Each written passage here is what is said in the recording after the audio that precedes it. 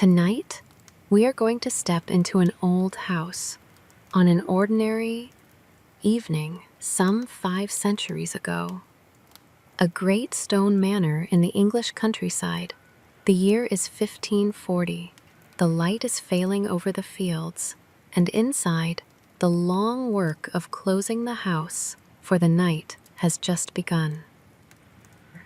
We are going to follow that work, room by room, as the dark comes down.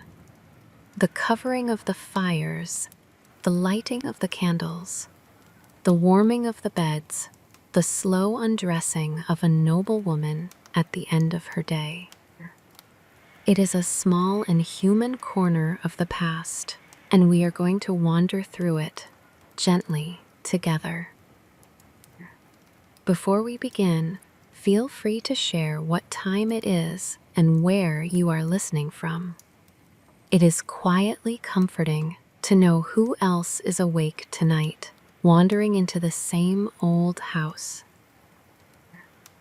You do not need to know any history to come along. There is nothing to remember and nothing to keep track of. There is only an old house at dusk, and the quiet work of the evening, and a world settling slowly toward its rest. Thank you for joining us here at Midnight Archive. Let us begin. Long ago, in the days of the great houses, the evening came little by little to a manor in the English countryside. It did not come all at once. It came the way evening has always come, softly, without hurry, a little at a time. First, the light went gold. It lay long and warm across the fields, the way it does at the close of a fair day. The grass held it, the stone walls held it, the small panes of the windows caught it and held it too. For a while, the whole house seemed to glow with the last of the day. Then, slowly, the gold went out of the light. It went pale, it went gray. The whole shadows of the evening reached out across the fields and joined together, and the color drained gently from the world. And then, in its own time, the light was gone, and the dusk lay soft and blue over the land. Picture such a house at that hour. It sits low and broad among its gardens. It is an old house of gray stone, weathered and settled into its place. Its windows are small and many. Its chimneys stand hushed against the last pale light in the sky. It has stood here a whole time. It has seen a great many evenings come down over its roofs, just like this one. The stone of it has held the warmth of the day. All through the dark hours of sun, it drank the heat in. And now, in the cooling air of the evening, it gives that warmth back, slowly, into the dark. If you laid your hand against the wall of such a house at dusk, you would feel it. The day, still warm in the old stone, the whole house breathing out the heat of the day into the coming night. Inside, the great house begins to change. All through the day, it has been a loud and busy place. Servants have crossed its passages back and forth on 100 small errands. Doors have opened and closed. Voices have called from room to room. There has been the work of the kitchen, the work of the hall, the work of the yard, all of it moving through the house like the turning of a great slow wheel. Now, as the light fails, all of that begins to quiet. The errands are finished. The calling stops. Voices drop low and then lower. Footsteps that rang on the stone in the morning now go soft and careful. The great wheel of the day slows and slows and comes gently to its rest. The day is being put away, room by room, hour by hour. A servant moves through the lower rooms. His work now is the shutters. He goes to each window in turn, and he draws the heavy wooden shutters across it, and he sets the latch. One by one, the windows go dark. One by one, the last of the blue dusk is shut outside. Each latch settles into its place with a small, dry wooden sound. It is a good sound. It is the sound of the house closing itself against the night. The cold is kept outside. The warmth is kept within. That is the whole meaning of the shutters and of so much of the evening's work. To keep the cold and the dark on the far side of the wall, and to hold the warmth and the light close inside, where the sleepers are. It is the first work of the evening, this closing of the windows, and it is peaceful work, and it is old. There was a bell in such houses, or near them, in the village church across the fields. It rang at the end of the day. It was an old sound, older than anyone then living, older than the oldest servant in the house. It had rung at this same hour, over these same fields, for longer than anyone could say. In some places, they gave that evening bell a name. They called it the couvre-feu. The words meant the cover fire, for it was the hour to cover the fires, the hour to rake the coals together and bank them low and set the ashes over them so that the flames would sleep safe through the night and not wander loose in the dark. The bell called the whole village and the great house too to make its fires safe for the night. You would have heard that bell from every room of the house. It came faint across the fields, soft and low and even. It did not startle. It did not hurry anyone. It asked for nothing but the ordinary turning of the day toward its rest. It only marked the hour when the light was gone and the fires were covered and the far night began. The bell had rung at this hour for a vast stretch of years. It would ring at this hour for a great many years still. Whoever heard it, on whatever evening, was hearing a sound that had marked the close of the day for their parents and their parents before them, back and back into the old dark of the past. It was a sound that joined every evening to every other. The same bell, the same hour, the same soft turning toward the night. The lady of the house heard it too. She was somewhere in the upper rooms, in the warm heart of the house, far from the cold that pressed at the doors and windows below. Her day had been a long one. It had been full from the early light with the small and endless work of keeping a great house, the ordering of the household, the keeping of the stores, the care of the many people who lived and worked beneath that one wide roof. Now that long day was ending. The bell told her so. The closing shutters told her so. The last gray light dying in the western windows told her so. It was time, softly, and with no hurry at all, to lay the day down. It was time to be made ready for sleep. But a great house does not simply stop. It is not like a small cottage at the edge of a wood where a single candle is snuffed and the whole family lies down together in one room, and the day is done. A great house is a large and living thing. full of rooms and fires and doors and people. It cannot be closed with a single breath. It must be closed with care. It must be folded shut, slowly, room by room, hand by hand, light by light.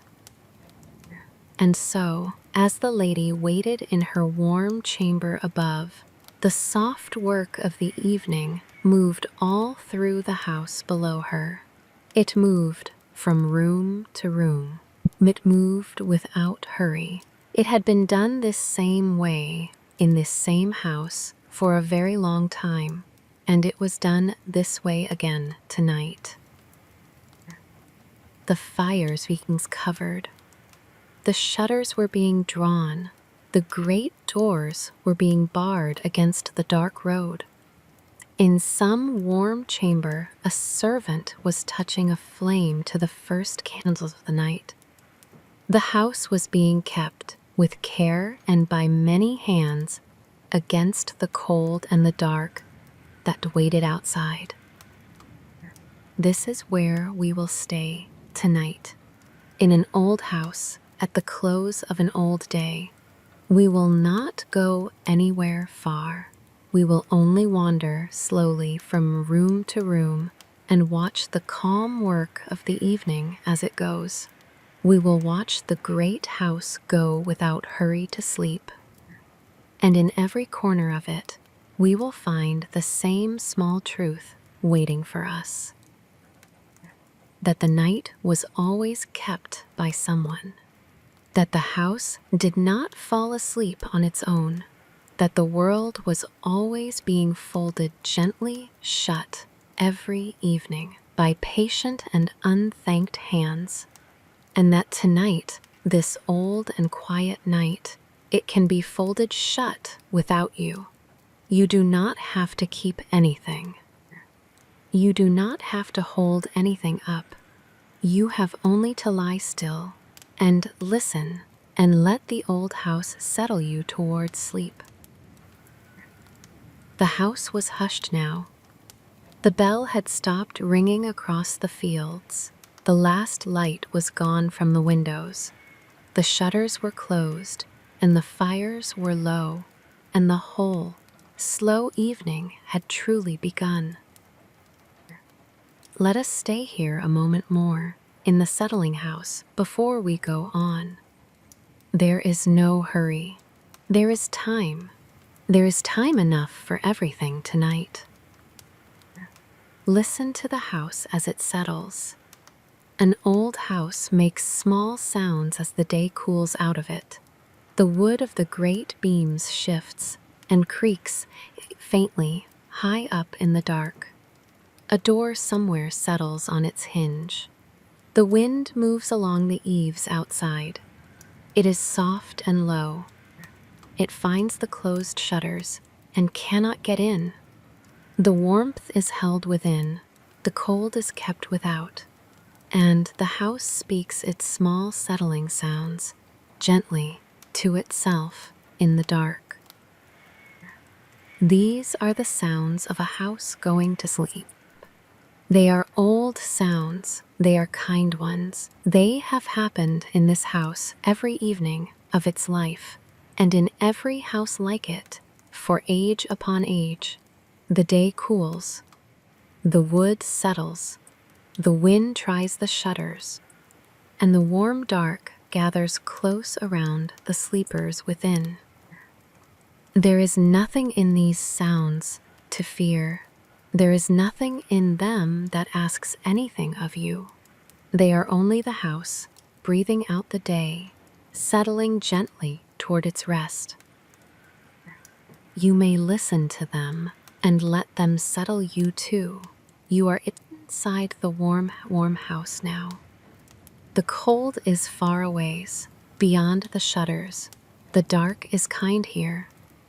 And the house is folding itself without hurry shut around you, as it has folded itself shut around so many sleepers before you. The day is over, the house is closed, and the evening goes on, softly in the warm dark. Before we follow the light through the house, Let us stand once more in the great truth of this hour. The truth that the evening always comes. It came tonight. It will come tomorrow. It has come at the end of every day since there were days at all, gently, without fail, whether the day was good or hard, whether anyone was ready for it or not. The evening always comes, and it always brings the same soft gift, the gift of an ending, the gift of rest. There is a deep steadiness in that, if you let yourself feel it. Whatever a day holds, it ends. The light fails, the dark comes, the house closes, the evening arrives, as it always has, to gather up the day and carry it away and lay it down. You do not have to make it come. You do not have to earn it. It comes on its own, faithfully, at the close of every single day, for everyone, always. The evening is the most reliable thing there is. And it asks nothing of you when it comes. It does not care whether your day was well spent. It does not weigh what you did or left undone. It only comes, soft and dark and even, and closes the day and offers you its rest. The evening does not judge. It only ends things gently and lets them go and makes the dark ready for sleep. Your evening has come tonight, as it always does. It is here now, around you, soft and dark and closing. Whatever the day held, it is ending now. You may let it end. You do not have to hold it open any longer. The most faithful thing in the world has come again to carry your day away, as it has carried away every day that ever was, and it will not fail you now. Let it close. Let it come. Let the evening do its old kind work. The day is over, the house is closed, and the evening goes on, softly in the warm dark. Let us follow one small light now through the darkening house. Let us go slowly from room to room and watch the evening being lit. In the old days before the wire and the switch, light was a thing that had to be carried. This is hard to remember now. Now the light waits in the walls and comes at a touch and fills a room in an instant. But it was not so then. Then, light did not wait anywhere. It was not in the walls. It did not come at a touch. It was made, flame by hand, and carried from room to room by patient people, one small fire at a time. There was, in such a house, a servant whose whole evening work was the light. It was his task to wake the candles as the dark came down, and to carry the flame through the sleeping rooms, and to make the house glow softly from within against the night. Picture him now at the foot of the great stairs, a lit taper in his hand, a small flame trembling at its tip. He is about to begin his round. He will walk the whole house slowly, from bottom to top. He will wake the candles one by one in the rooms that need them. It is a slow round and an old one, and he knows every step of it by heart. He goes first to the great chambers on the lower floor. He crosses the dark room to where a candle stands waiting in a tall brass holder. He touches the flame of his taper to the cold wick. For a moment, nothing happens. Then the wick catches. A small flame lifts and wavers and grows steady. And a soft round pool of gold light opens out into the dark room, pushing the shadows back to the walls. Then he moves on. He leaves the room behind him with its single quiet light, and he goes out into the dark passage and on to the next place that must be lit. Behind him, the room he has left holds its small gold flame, alone, glowing softly to itself in the dark. He climbs the stairs. His own shadow climbs the wall beside him, large and slow and wavering in the light of his taper. The house is very silent now. The busy day is over. In the stillness, he can hear the small sounds of the house itself, the settling of old wood somewhere above him, the soft press of the wind at a shutter, the whisper of his own careful steps on the worn stone treads. In each room along his way, he pauses. He lights what must be lit. He leaves dark what may stay dark. He knows the house by heart, as a man knows his own hands. He knows which rooms will be wanted tonight, and which will be left cold and empty until the morning. There is no waste in his round. A room that no one will enter is a room that gets no light. He has walked this round 1,000 times and more. His hands do not need to think about it. They simply do the work. The candles he carries are precious things. This too is hard to remember now. But a candle was not a small matter then. It was made of slow work and costly stuff, and it was not lit for nothing, and it was not wasted. There was care in every flame he woke. There were 2 kinds of light in the house, and he knew them both. In the poorer rooms, in the passages, and the kitchens, and the servants' quarters, the light was tallow. It was made from animal fat, and it burned with a little smoke, and it carried a faint smell of the beast it came from. But it burned, and it gave light, and it was what most of the house was lit by. In the ladies' rooms above, the light was different. There the candles were beeswax. They burned clean and bright and sweet and slow, without smoke or smell. They were the finer light, the costly light, and they were saved for the finest rooms. He was careful with every flame he carried. As he walked, he shielded his taper with his cupped hand, so the moving air would not blow it out. He set each candle down where it would stand safe, well away from any curtain or hanging cloth, well away from anything that might catch. For fire was the great fear of every old house. A house of wood and cloth and thatch could be lost in a single careless hour, and the man who tended the light knew this fear better than anyone.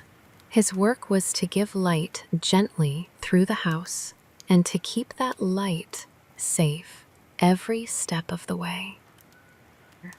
He thought, some evenings, as he made his slow round, that no one ever saw this work. The family did not watch him light their rooms. They did not think of him at all. They simply came into their chambers and found them already glowing, already warm with soft gold light, as if the light had always been there, as if it had lit itself. No one thanked the candles. No one thought of the hand that lit them. The light was simply there, and that was all. But an older servant had told him once, in the old days, how to think of this. They had been standing together in a dark passage, both of them, at the end of a whole day. The young one had said something of it, some small complaint about the work that no one saw, and the old man had answered him gently. No one thanks the light, the old man had said. No.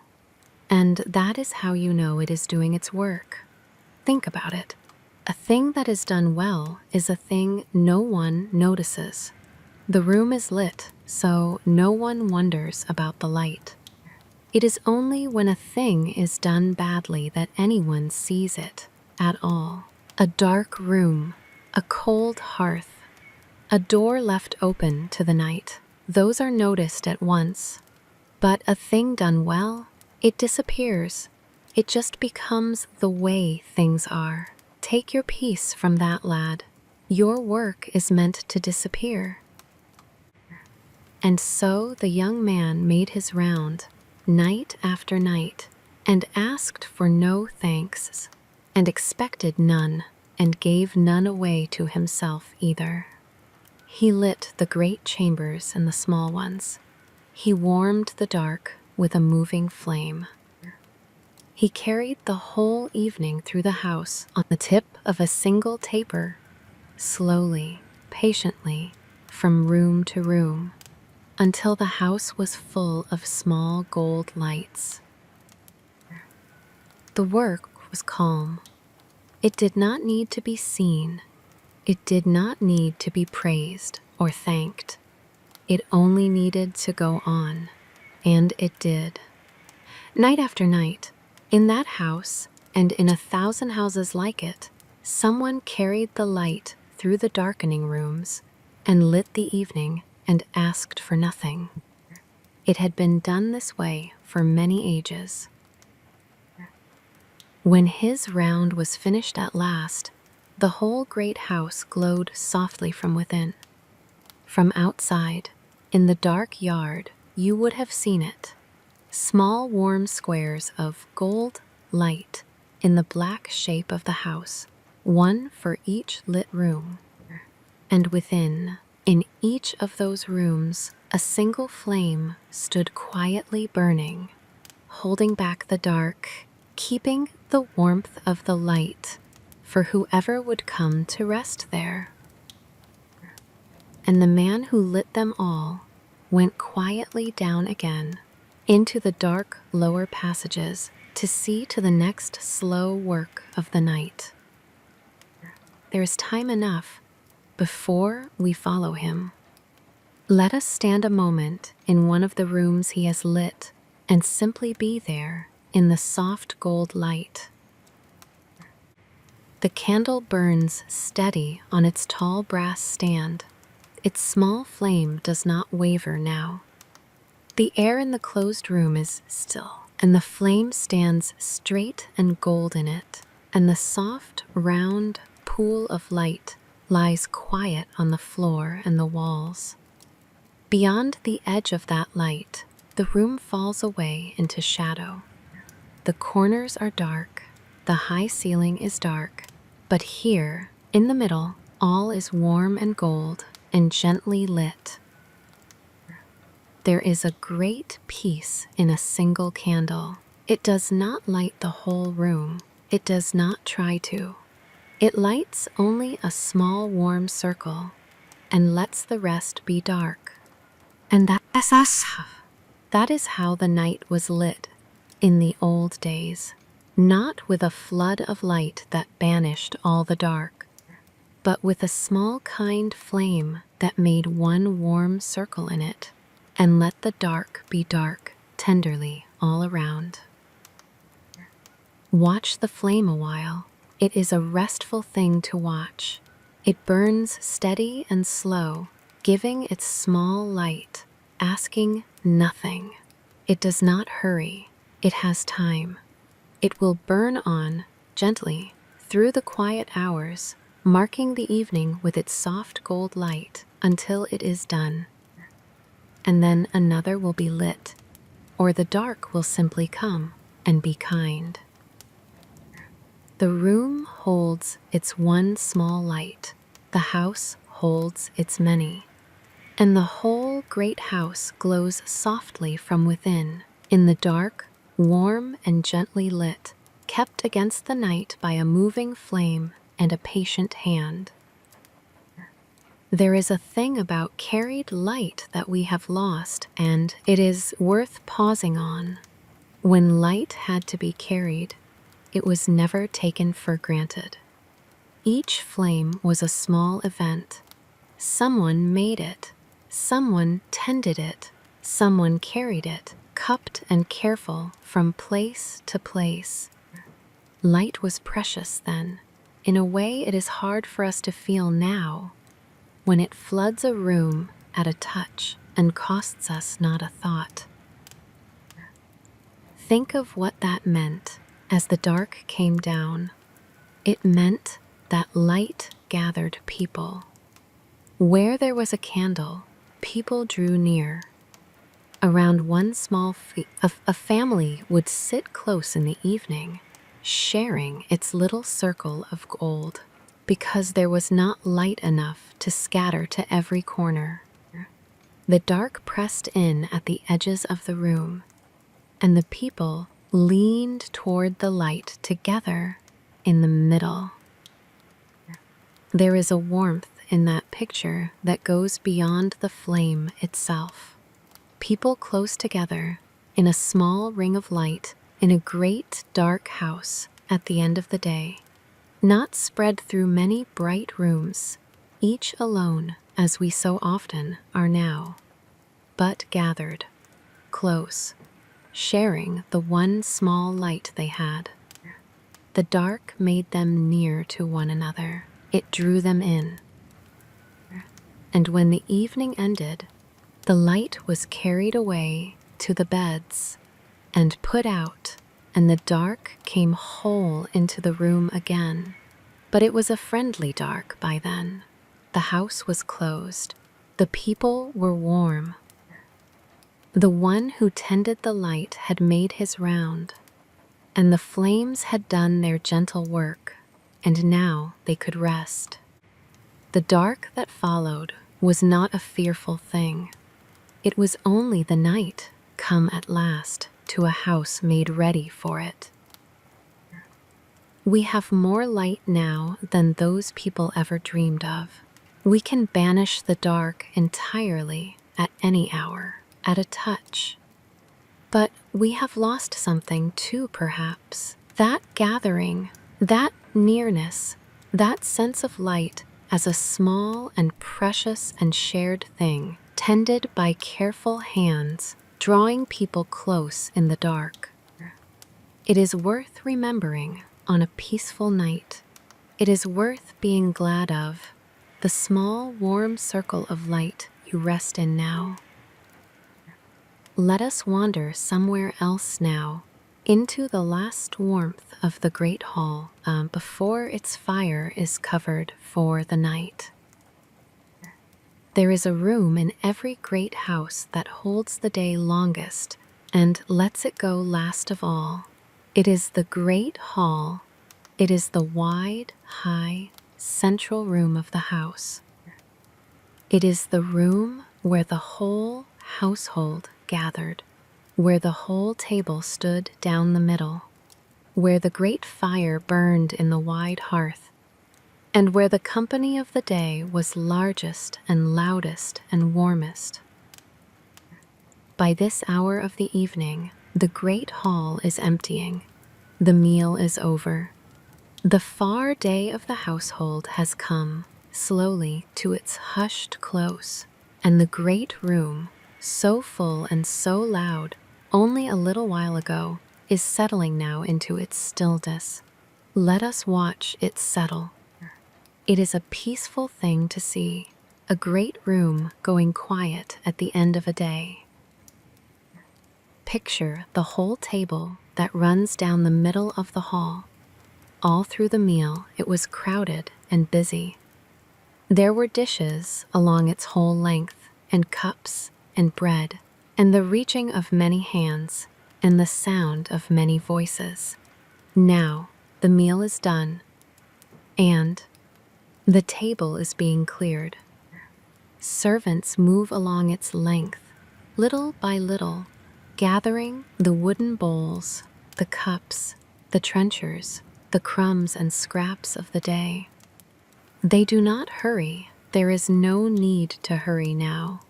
The whole deep night lies ahead, and the work will get done in its own good time. Watch how they work. One gathers the cups onto a wide board. Another sweeps the crumbs from the boards with the edge of a hand. Another lifts away a heavy dish and carries it slowly toward the kitchen passage. It is patient, ordinary work, the clearing of a table after a meal. It has been done in one way or another after every meal there has ever been. There is a deep old rhythm in it. The gathering up, the carrying away, the making clean of the place where people ate. The fire in the great hearth has burned down. It is no longer the tall, bright blaze it was during the meal, when it lit the whole hall and threw its warmth into every corner. Now it has sunk to a deep bed of coals glowing low and red in the wide stone hearth. It gives a steady, even warmth into the darkening room, a warmth you feel more than see. Before long, a servant will come to cover it for the night, to bank the coals and set the ashes over them, so the fire sleeps safe until the morning. But for now it glows on, low and red and warm, at the heart of the emptying room. The high windows of the hall have gone black.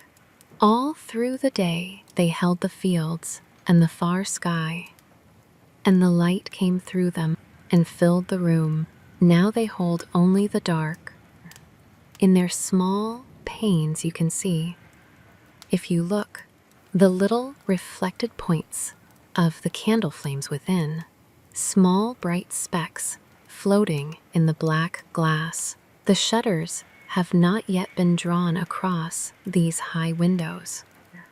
For a while, yet the hall keeps its tall, dark windows uncovered, like great eyes slowly closing at the end of the day. Along one wall, a servant goes down a row of candles that are no longer needed and puts them out. He does not blow them. He wets his finger and thumb, and he pinches each flame quickly between them, and it dies with a small hiss and a thread of gray smoke. From each snuffed candle, a little ribbon of smoke rises and drifts up softly into the high dark space beneath the roof. The room grows dim as he goes, gently, light by light. He leaves only the few candles that are still wanted. The rest he puts out, one by one, and the hall sinks deeper into its evening dark. The hall had been loud. Now it was peaceful. There had been many voices in it all through the meal, filling the high room with their sound. Now there were only a few soft voices, and then fewer, and then, for long moments, none at all. This is how a great room lets a day go. Slowly, light by light, voice by voice, dish by dish, until only the low red fire and a candle or two are left, glowing quietly in the wide, dark room. There was an old servant who had swept this hall for more years than he could easily count. He had cleared this long table after more meals than any man could number, and of all the hours of his whole day, he liked this one the best. The quiet hour when the hall was nearly empty and the work was nearly done, and the great room was settling into its stillness. He had said as much once to a younger servant as they worked together in the dimming hall. The hall is never so fine as when it is empty, the old man had said. You would not think it. You would think it finest when it is full, all lit up, all the company at the table. But no, it is finest now, when the noise is all gone out of it, when it is just the room again, and the fire, and the dark. Listen. And they had both stood still a moment and listened. You can hear the house itself now, the old man had said softly. The old wood, the cold stone settling. It has its own calm, this house. Its own small voice. Most people never hear it. They are never here at the right hour, or they are never silent enough. But it is here. Listen for it. It is worth the hearing. And it was true. In the emptied hall, with the coals glowing low and the last candles burning small, you could hear the silent voice of the house itself. The soft tick of cooling wood somewhere up in the dark roof, the gentle fall of a little ash in the grate, the low breath of the wind moving along the eaves outside. The great hall, alone with itself, at last after the far loud day, spoke very softly to anyone who stayed to listen. The work of clearing went on, slow and unhurried, in the low red light of the fire. The last cups were gathered and carried away. The last crumbs were swept from the whole boards. And at last the great table stood, bare and dark and empty down the middle of the room, wiped clean, its work done for the day, waiting quietly for the morning that would fill it up again. The day was folded now and put away. The great hall was made ready for the night, and the low fire glowed on in the wide, dark hearth, keeping its soft, even warmth as it had kept it in that room, night after night, for a great span of years. Stay a moment in the empty hall. It is worth the staying. There is a particular peace in a great room after the people have gone. The high dark space rises overhead, up into the shadows of the roof. The long table stands bare down the middle. The low coals glow in the wide hearth, and the whole room is still. It is more than still. It rests. It seems, almost, to breathe. A great room that has held so much life, so many meals, so many voices, now sits at rest in the dark, holding only its own warmth and its own soft shadows. You can feel the years in a room like this. It has stood here a great while. It will stand here long after. Countless evenings have closed over it, just like this one. The fire burning down, the table cleared, the last candles put out one by one, and the room settling lightly into the dark to wait for the morning. It has done this so many times. It knows how to be empty. It knows how to rest. There is no sadness in the empty hall. That is the thing to feel. An empty room at night is not a lonely place. It is a resting place. The day filled it, and the day is done, and now it rests, warm and dark and still, gathering itself gently for the morning that will fill it up again. It is content to be empty. It is content to wait. The years have taught it how. The coals glow low. The shadows lie soft in the corners, and the great hall rests gently in the warm dark as it has rested at the close of so many days. There is a slow pleasure in climbing the stairs of an old house at night, and we may take it slowly.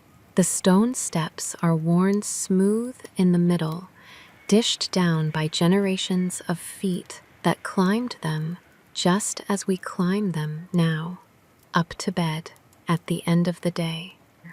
You can feel the years in a worn stare.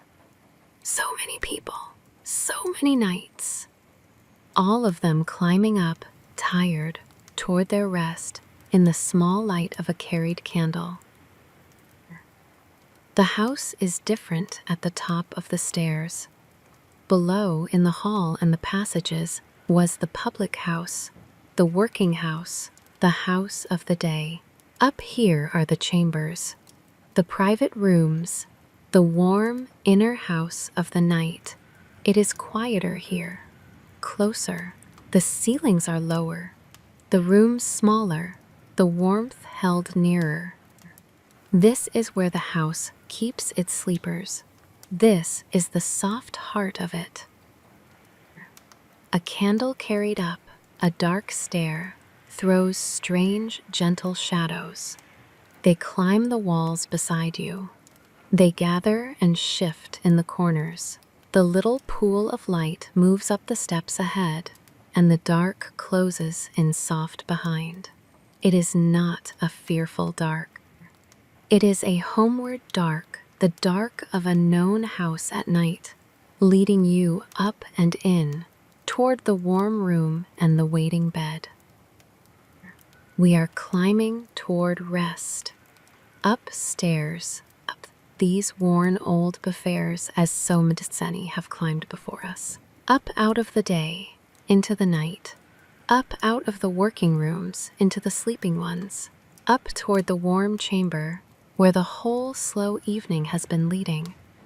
All this while, there is no hurry in the climb.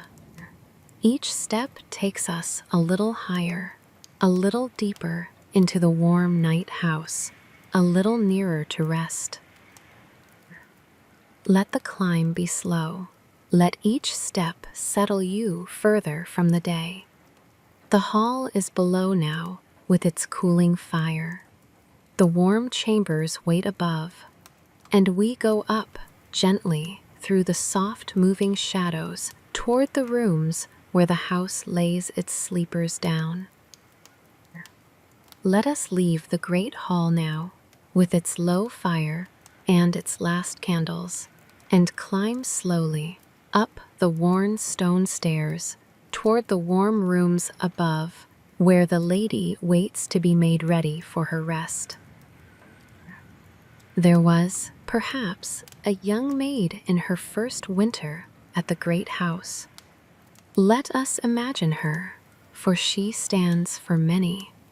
Picture her waiting in the passage outside the lady's chamber, a warming pan held in both her hands, waiting quietly for the moment when the room will be ready and her small task can begin.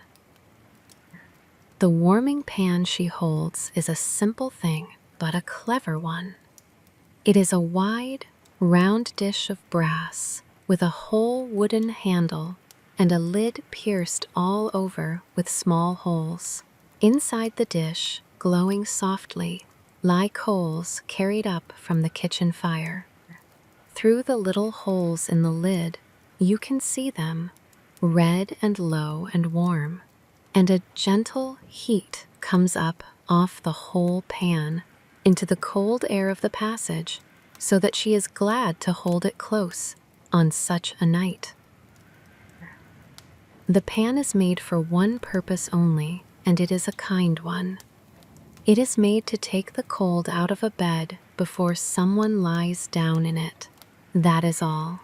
On a cold night, in a great cold house of stone, a bed left to itself grows chill as the night air. The linen goes cold and damp to the touch. It is a hard and unwelcoming thing to climb into, a cold bed at the end of a long day. And so, before the lady comes to rest, the maid will go in with her pan of coals and take that coldness away and leave the bed soft and warm and waiting. She had learned this work quickly in her first days. In her first days at the house. It is not a hard thing to do, but it must be done with care, and she had learned the care of it. You do not simply set the pan of coals down in the middle of the bed and leave it there. If you did, you would scorch the linen brown or singe it, or worse. The coals are hot, the linen is dry, fire is always waiting for a careless hand. No, the pan must be kept always moving. That is the whole secret of the work. And so, when the room was ready and the moment came, she went in quietly and set about it. She drew back the heavy covers of the great bed and folded them down out of the way. She took up the warming pan by its far handle, and she slid it in between the cold sheets, down at the foot, and began to move it. She moved it slowly, up the bed and down, side to side, in long, smooth, even passes, so that no part of the bed grew too hot and no part was left cold. Back and forth the pan went, gliding under the sheets, and the warmth spread out from it through the linen. The cold sheets grew warm beneath her moving hand. She could feel it happening. The bed, which had been chill as the night when she came in, was becoming a soft and gentle and waiting place, warm all through, ready to receive a tired body into its rest. It is a small kindness, this warming of a bed. It is not a grand thing. No one wrote it down in any book. No one remembers, now, who warmed the lady's bed on any given winter night, in any given year, in any of the great houses of the past. The maids who did it are long gone and nameless and forgotten. But it was a true kindness, all the same, for all that it was small and unremembered, to take a cold thing and make it warm, so that another person may lie down in comfort and find their rest. There are worse ways to spend an hour of an evening than that. There are far worse.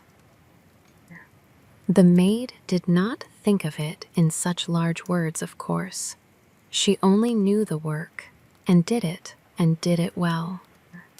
She moved the pan without hurry across the wide bed, up and down and side to side, and she watched the warmth spread through the linen, and she felt the small, quiet satisfaction that comes from a simple task done properly. The room was silent around her. The coals glowed softly through their little holes. The linen grew warm and welcoming under her patient, moving hand. It was, in its small way, a peaceful thing to do. An older woman of the house had shown her this work on her very first night, standing beside her in the cold chamber and guiding her hands. And the old woman had said a thing to her then that she had kept and thought of often since. A cold bed is a hard place to fall asleep in, the old woman had said. You know that yourself. You have lain shivering in a cold bed, waiting for it to warm from your own body. It is a poor way to end a day. So think on what you are doing here. You are not just warming the linen, girl. You are making a place where sleep can come easily. You are making the bed kind. That is worth doing slowly. That is worth doing well. Never rush it. A warmed bed is a small gift, but it is a real one. She had remembered those words. She thought of them, sometimes as she worked the pan back and forth in the still room. She was not just warming linen. She was making a place for sleep to come. She was making the cold bed kind. It was a gentle thought, and it made the small task feel larger and warmer than it was. It gave a meaning to the moving of her hand.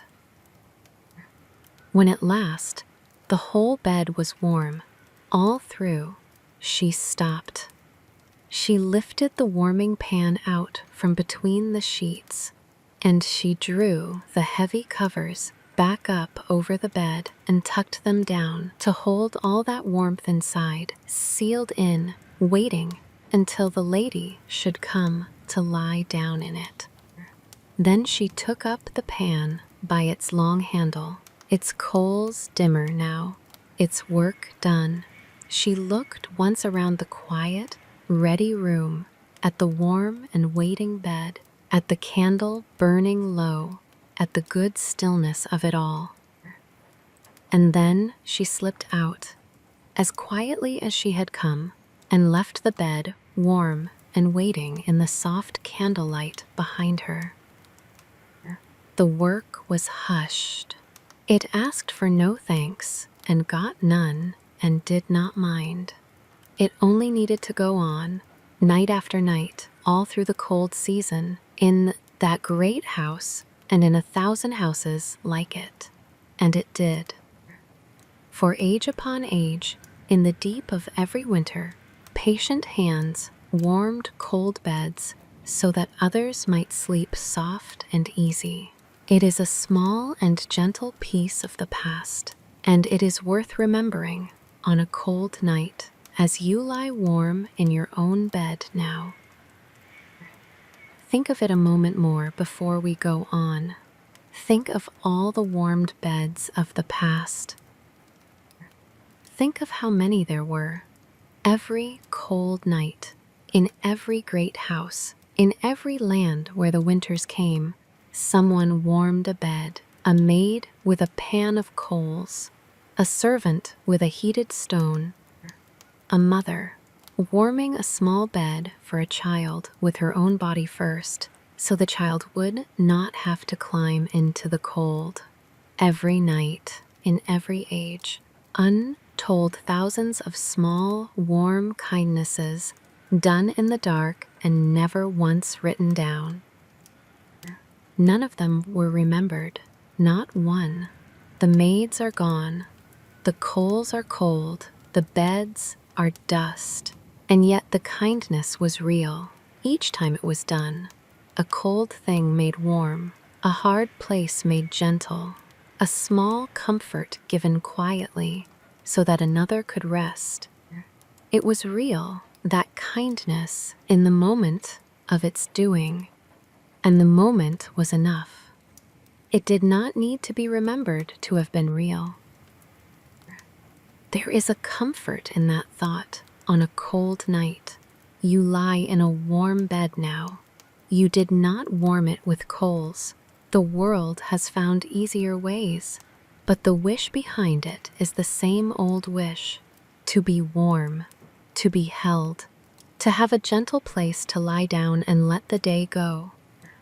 That wish is very old. It has been answered gently in 1,000 ways through all the ages, and it is answered for you tonight. The bed is warm, the night is cold beyond the walls, and you may rest in the warmth, as so many have rested before you, made gentle by hands they never saw. There is a wider truth behind the warming pan, and it is worth naming. It is the simple fact that warmth had to be made and moved and kept with constant care. Warmth did not wait in the walls any more than light did. It came from fire, and fire had to be fed and tended and carried and coaxed all through the cold months by hands that never quite got to stop. Think of all the tending of fire that a cold winter asked. The wood cut and split and stacked and dried. The fires lit in the morning and fed through the day and banked at night. The coals carried in pans to warm the beds. The kitchen hearth kept alive, so the morning need not start cold. In a great house in winter, someone was always seeing to fire. It was endless, patient, necessary work, and on it depended every scrap of warmth the household had. We forget this in our warm rooms that heat themselves. We turn a dial, and the warmth comes, and we think no more of it. But for almost all of human time, warmth was hard won. It was made, fire by fire, and kept alive by ceaseless care, and treasured because it was never certain. To be warm on a cold night was not a thing to take for granted.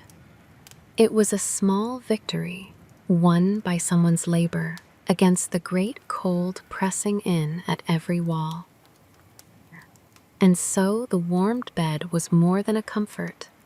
It was the very heart of that victory. It was the one place in all the cold house made perfectly warm on purpose for rest. Everything the household did against the winter cold came in the end to this: a warm place to lie down in the dark, a small one warmth to sink into and sleep.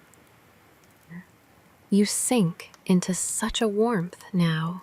It came to you more easily than it came to them.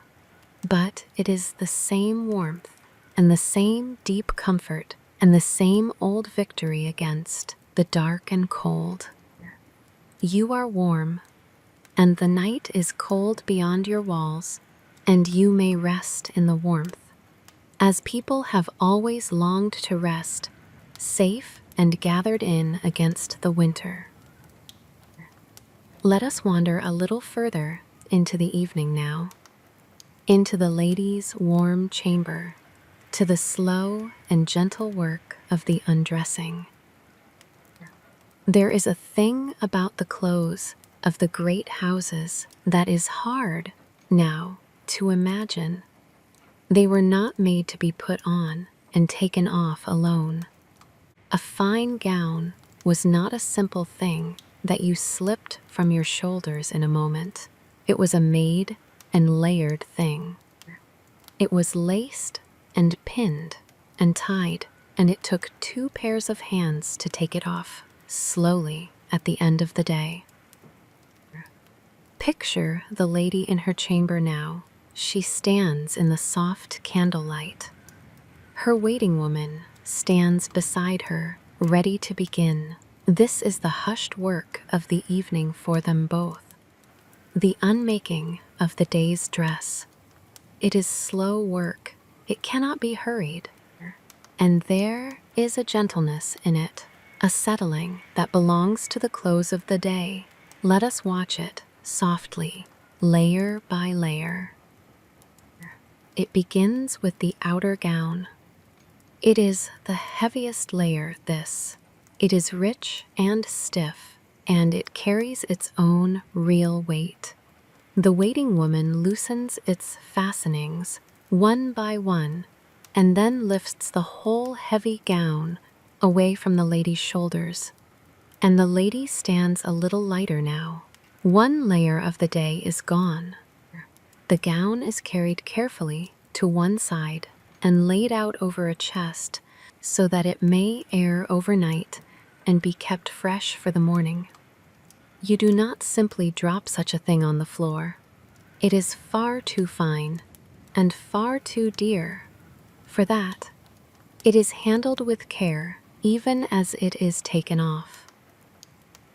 Then come the sleeves. This is a strange thing to us now. In those days, the sleeves were often a separate piece. They were not sewn onto the gown at all. They were tied to it at the shoulder with small laced cords called points. And so, to take them off, each little cord must be untied, one by one. Slowly, the waiting woman works the small knots loose with patient fingers. She has done this 100 times and 100 times again. She knows each knot by feel in the dim light without needing to see it. It is patient work. It cannot be rushed. And slowly, one by one, the cords come loose, and the sleeves are drawn away and laid aside with the gown. Beneath the gown, there is the kirtle, and beneath the kirtle, there is the smock of soft, plain linen, worn next to the skin. And so, layer by layer, the day is taken off. The stiff and formal shapes of the daytime are loosened and lifted and folded and laid aside. All the careful dress of the great lady, all the fine and heavy cloth of her station, is slowly taken from her, and beneath it all, at the last, there is only the person, plain and warm and simple, ready now for the night. The hair comes down too, as part of this same slow work. All through the day it has been pinned and bound and covered, held up in its careful shape beneath a hood or a headdress. Now the pins are drawn out, one by one. Each little pin is set carefully in a small dish where it will not be lost, where it can be found again in the morning. And, as the pins come out, the hair comes loose. It falls down soft about her shoulders, and then it is brushed out, little by little, with far and even strokes. This is one of the gentlest moments of the whole day. The slow brushing out of the loosened hair by candlelight at the peaceful end of everything.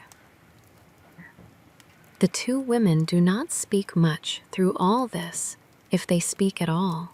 There is no need for words. The work is known to both of them, deeply known, and it moves along in its own quiet way, one hand following another.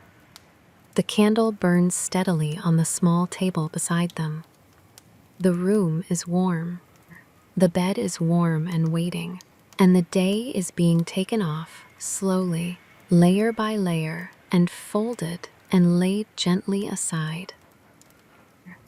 It is not a grand ceremony, this undressing.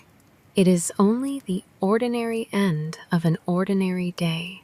It happened every evening in just this way. But there is a peace in it that a grander thing would lack. There is the gathering up of the day. There is the setting aside of its weight. There is the slow return, layer by careful layer, to the plain and resting self that waits beneath all the dress and all the station. It is good to be unmade so. At the end of a day, it is good to have the whole heavy day taken gently off you. An old waiting woman once said a thing about this work to a younger one who was learning it. It is worth keeping. You are not just taking off a gown, she said. Do not think of it so simply. You are taking off the whole long day. Every hour of it is in this cloth. Take it off slowly. Let her feel the day come off her, piece by piece, layer by layer. Let her feel lighter with each thing you lift away. That slowness is half of what makes her ready to sleep. A day taken off in a hurry stays with a person. A day taken off softly lets them go. And so it was done slowly, every night in the warm chamber by the steady candle. The day was loosened and lifted and folded and laid aside. Layer by layer it came away, and the lady, lighter now and warm and plain, came nearer to her rest with every calm thing they took from her. There is a thought worth holding here in the warm chamber as the day comes off. It is the thought of setting down a weight. We carry the day on us, not only in our clothes, though the old dress was heavy enough. We carry it in 100 other ways, the small worries, the things left undone, The words we said or did not say. All the small weight of a day gathers on us through the hours, and by evening we are heavy with it, whether we know it or not. And the evening is for setting it down. That is what all this slow undressing was underneath. Not only the taking off of cloth, the taking off of the day itself, piece by piece, weight by weight, until there is only the plain warm self beneath, ready to lie down, carrying nothing. You may do the same tonight, in your own way. You need no waiting woman for it. You need only to let the day come off you, gently, as you lie here. The things undone will still be there tomorrow, and tomorrow is time enough for them. The worries will keep. They do not need you tonight. You may set them down, one by one, the way she set down each heavy layer, and come to rest lighter and plainer and warm. There is nothing you must carry into sleep, nothing at all. The day is over. Let it come off you. Let it be folded and laid aside and left for the morning, and come, lighter now, toward your rest. There is one more thing to say about the linen of those old beds, for it too holds a quiet story. It was precious, the household linen. It was spun and woven and hemmed and kept with enormous care. A woman's linen was among her dearest possessions. It was counted and stored in chests and passed down from mother to daughter. Sheets could last a lifetime, and more if they were cared for well. Think of the work that lay behind a single smooth sheet, the flax grown in a field, the long labor of turning it to thread, the slow weaving of the thread to cloth, the washing and the drying on the grass in the sun, and the folding and the keeping. So much patient work by so many hands to make the cool, smooth cloth that a person would sleep between. The sheet the lady lay down in tonight was the end of a very long road of soft labor. And it was kept beautifully. The linen was washed and laid out in the sun and air to whiten, and folded away with sweet herbs to keep it fresh.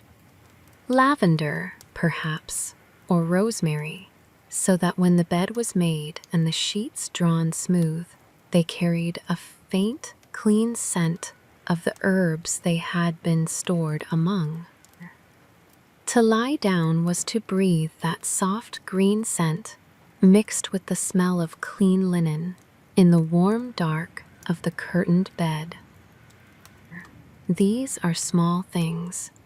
The scent of a sheet, the smoothness of well-kept cloth, but they are the very stuff of comfort, and people have always tended them with care. To sleep clean and smooth and sweet-smelling, in cloth made ready by patient hands. It is a small luxury, and an old one, and it does not take a great house to have it. A cottage wife kept her few sheets as carefully as any lady, and laid them up with her own herbs, and was as glad of them. So when you lie down tonight, you might spare a thought for the linen, for all the hands, across all the ages, that have grown and spun and woven and washed and kept the cloth that people sleep in. It is one of the oldest cares there is, to make a clean, smooth, sweet place for a body to rest. And you rest in the long inheritance of it now. Let us stay in the warm chamber a while longer, by the small dark mirror and the last low candle, for the gentlest of all is still to come. There is a small dark mirror in the lady's chamber. It stands upon a table by the wall. It is not the wide, clear, bright glass that we know today. It is a small thing, and a clouded one, and it gives back only a dim and gentle likeness in the candlelight, a shape, a soft suggestion of a face. But it is enough. It is enough for the quiet work of the evening. One does not need a bright mirror for what happens now. The lady sits before it. She is in her soft linen smock now, the day all taken off her, her long hair loose about her shoulders. The waiting woman stands behind her, with a comb in her hand, and the last slow work of the whole day begins, the tending of the hair before sleep. The comb moves through the long hair. It moves slowly. It is drawn from the crown of the head down to the very ends in one far, smooth, even stroke, and then again, slowly, patiently, over and over. The hair that was bound and pinned and tangled all through the day comes loose and smooth beneath the comb. Stroke by stroke, it is gentled. It is one of the oldest comforts there is, this, the slow and steady stroking of the hair by another person's patient hand. It asks nothing. It only soothes. Children are quieted by it. The old are quieted by it. It is a deep old comfort, and the years do not wear it out. There is little enough to see in the small, dark mirror. Only a shape, a face half lost in the shadow, the moving gleam of the candle flame behind. The lady does not study herself in the clouded glass. That is not what this hour is for. She only sits and lets the comb do its slow work, and watches, half dreaming, the small flame move and waver in the dim old mirror. Her thoughts are already growing slow. The day is far behind her now. Sleep is not far ahead. The candle on the table is burning low. It is the last light of the day, this one small flame. When it is done, the room will go dark, and the true night will begin. But it is not done yet. It stands there silent, steady, and gold, giving its small warmth and its small light to the soft room. And there is no need to hurry it along. There is time. There is all the time in the world, in this last soft hour of the day. Time moves without hurry here. It is in no hurry, and neither is she. The hair is brushed smooth at last, and then it is braided loosely for the night. The tight-bound day gives way, now, to a soft-bound night. The waiting woman's fingers move through the whole hair, plaiting it with care, loosely, so that it will not tangle in the dark hours of sleep. It is the last small task of the evening. When it is done, there will be nothing left to do at all. The lady will be ready, then, to lie down. You do not need a great deal at the end of a day to be made ready for sleep. It is a small list when you think of it. A warm room, a soft bed, the day taken off, the hair let down, a gentle hand doing quiet work by a small and steady light. That is nearly all of it. These are old comforts and simple ones, and they have not changed. They made people ready for sleep a very long time ago. They make people ready for sleep still. The heart of it does not change, though the centuries pass. The braid is finished. The comb is set down upon the table. The work is done. The waiting woman steps back softly. and for a whole moment the room is very still. The lady sits before the clouded mirror. The last candle burns low beside her, and all around them both, the whole great house lies still and dark and closed, folded shut for the night, holding its warmth close. It is a good stillness, this. It does not ask for anything at all. It is the stillness of a day that is fully done, of a house that is fully closed, of a person made ready at last to rest. There is nothing left to do now. There is nowhere left to go. There is only the warm bed and the long, dark night and the deep sleep that is waiting in it. The candle would soon go out. The braid was done. The mirror held its dim gold light a little longer in the calm, and the day, the whole long day, was over now, and gone, and would not come again. Sit with her a moment more before the bed. There is no hurry to lie down. The gentlest part of the evening is this waiting on the edge of sleep. There is a particular peace in the last few minutes before rest. The work is done. The hair is brushed. The bed is warm and waiting, and there is nothing left to do but come to it, gently, in one's own time. This is a threshold, this moment, a soft doorway between the day and the night, and it is good to pause on it and not to rush across. The mind grows slow here. The thoughts of the day lose their edges. They drift and soften and begin to come apart. What seemed sharp an hour ago seems distant now. What seemed to matter grows dim and gentle.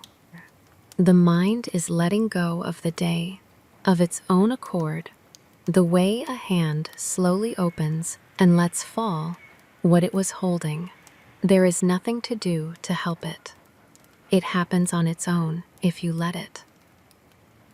You are near that threshold now.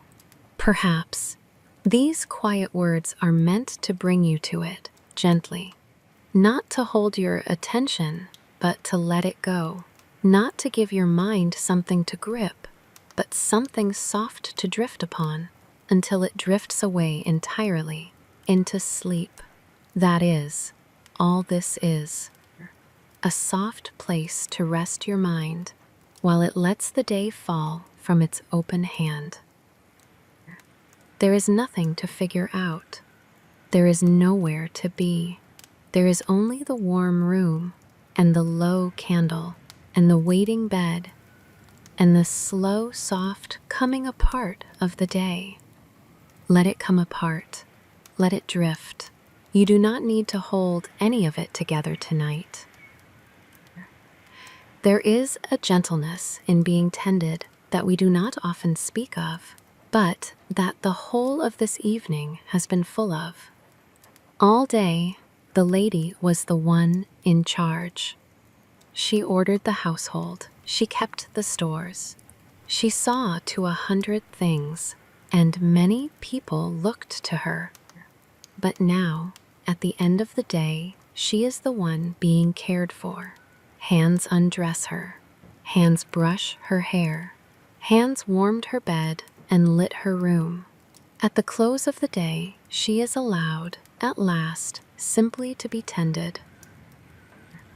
There is a deep rest in that, in being cared for. It is one of the oldest comforts we know. We feel it first as children, when we are washed and fed and put to bed by hands larger than our own, and we never quite outgrow the longing for it, to be tended. To have someone else take over the care for a while, so that we may simply rest and be looked after and let go. The lady had it every night in her way. So did the smallest child in the poorest cottage, tended by a mother's hands. It is not a thing of rank. It is a thing of love and of care, and it has been given in one form or another at the end of the day, for as long as there have been people to tend one another towards sleep. And you may have a little of it now in these quiet words. Let them tend you for a while. Let them take over the care of your attention, so that you need not hold it yourself. There is nothing you must do here, nothing you must manage or keep. You may lay down the charge of the day as the lady laid hers down, and simply be tended toward your rest by the soft passing of these words in the dark. You are being looked after tonight, not by hands, but by the warm, dark, and the peaceful, and the gentle turning of the night toward sleep. Let it care for you. Let it take you down. You have carried enough today. Now you may simply be carried. Let us look, before she lies down at last, at the bed itself, and at how such a wonderful old bed was made. There is a great bed in the lady's chamber, and it is worth looking at slowly, for it is a made and wonderful thing. It is not the simple bed we know today. It is a large and careful piece of the house. It was built to hold the warmth in and to keep the cold out, and it took much slow work to make it ready. Let us look at it, part by part, and see how such a bed was made. The frame of it is heavy, dark old wood, carved and solid. It is a piece of furniture built to last for lifetimes and to pass from one generation to the next. 4 tall posts rise up from its corners toward the ceiling, and from those 4 posts hang curtains. They are thick and heavy curtains, and they may be drawn all the way around the bed on every side. When they are closed, the bed becomes a small warm room within the larger cold one, a little chamber made of cloth.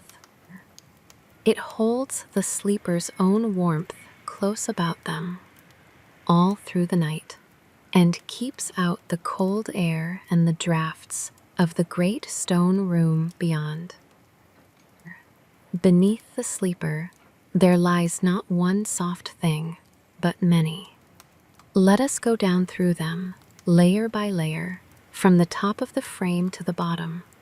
First, lowest of all, there are the ropes. A great web of stout rope is strung across the wooden frame, crossed and knotted from side to side and end to end, drawn tight to make a firm and springing floor for all the bedding above. It is these ropes that hold everything up, and these ropes must be tightened now and then, for they stretch and slacken with far use. A loose rope bed sags in the middle and sinks and gives a poor night's rest. So the ropes are drawn tight and kept tight, true and firm across the frame. Upon the ropes there lies a mattress, and often there is more than one. There may be a coarse one lowest down, a great sack filled tight with straw, or with wool, or with whatever soft stuff could be had. And upon that coarse one there may lie a finer one, filled with soft feathers. The feather bed was the great luxury of the age. To sink down into deep, soft feathers, warmed through by the coals of the warming pan, on a cold winter night, was as fine a comfort as the whole world could offer in those days. Not everyone had such a thing. A feather bed was a treasure, listed in wills, passed down with care. But in the great house the lady had one, and she sank into it now. Over the mattresses go the linens, smooth and clean and cool to the touch, or warm now from the coals of the pan. Then over the linens go the blankets of thick, heavy wool to hold the warmth, and over all of it, outermost of everything, goes the coverlet.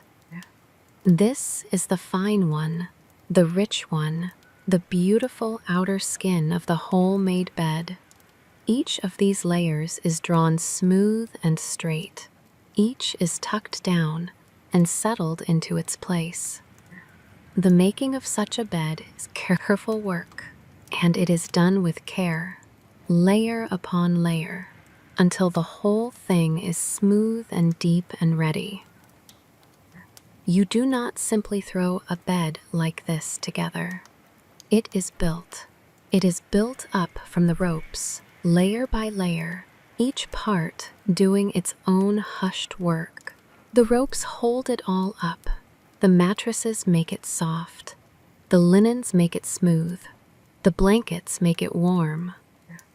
And the curtains keep the warmth from wandering off into the cold room beyond.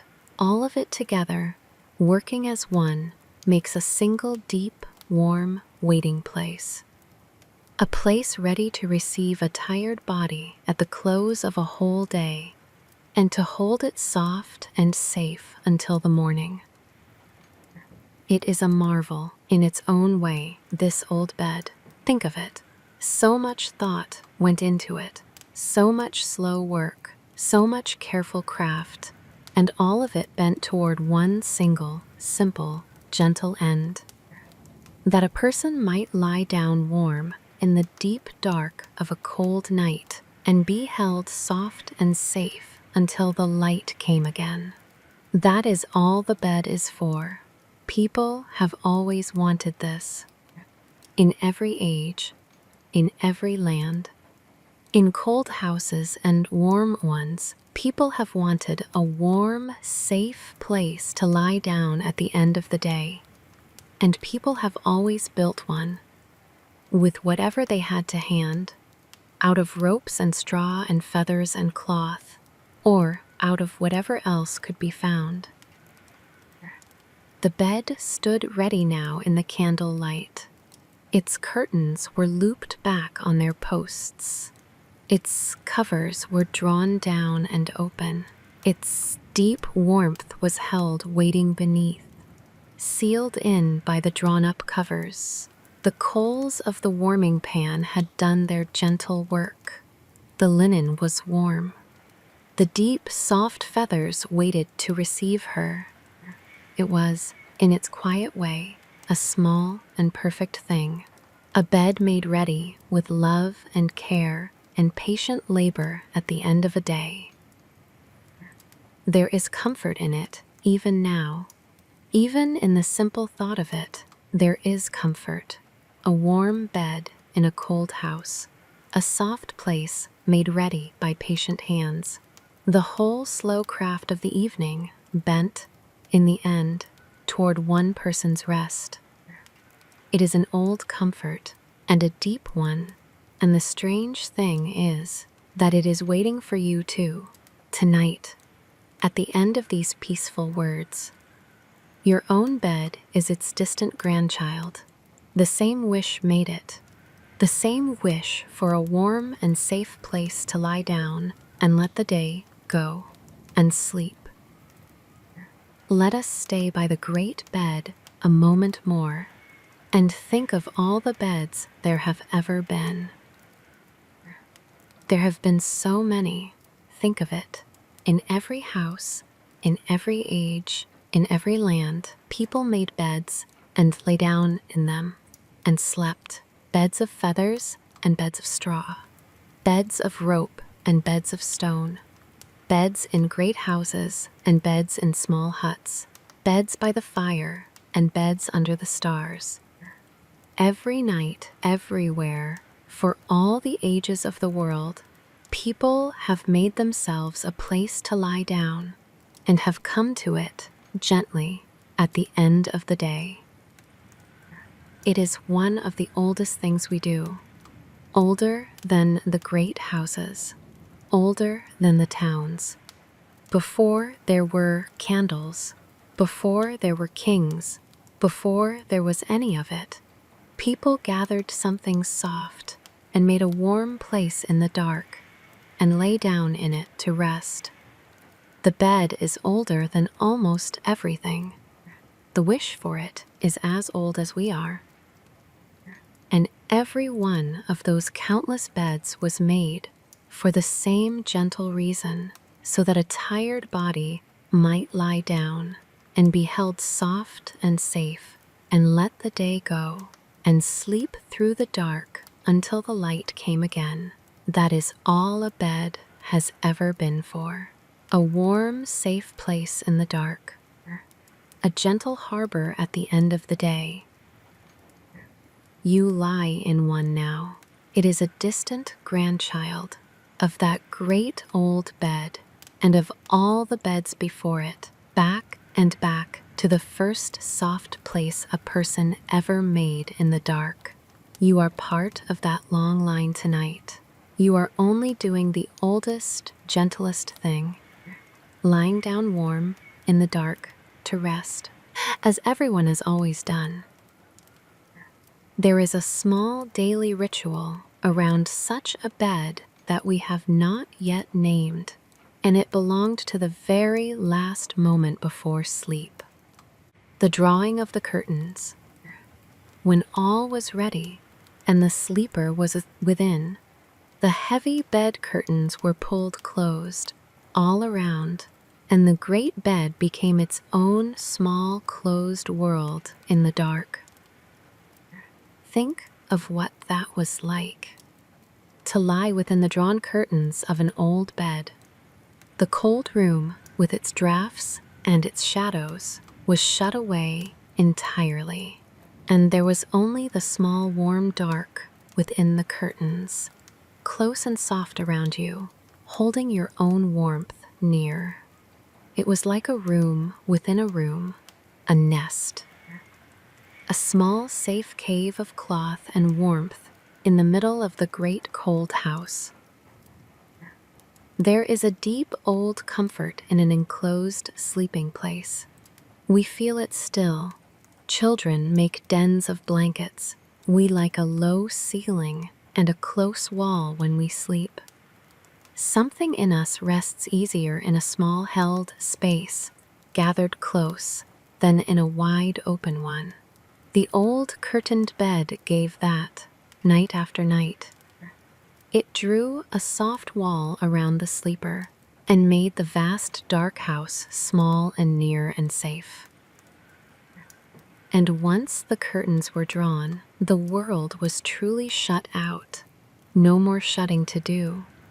No more closing. The last fold of the evening was made.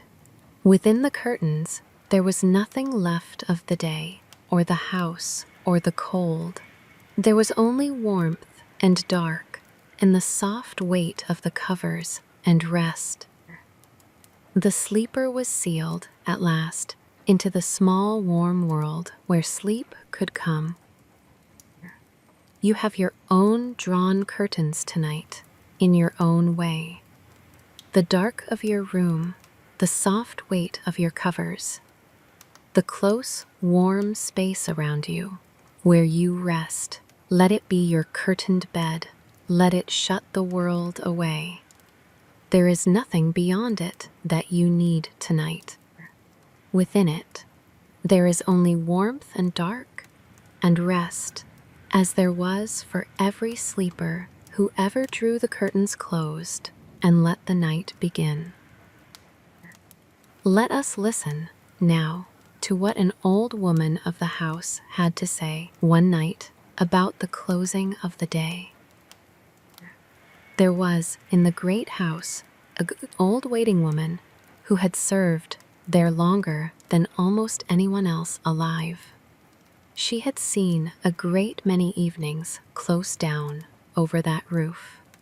She knew the whole slow craft of the night, every single part of it, and she had taught it over her many years to more young girls than she could easily bring to mind.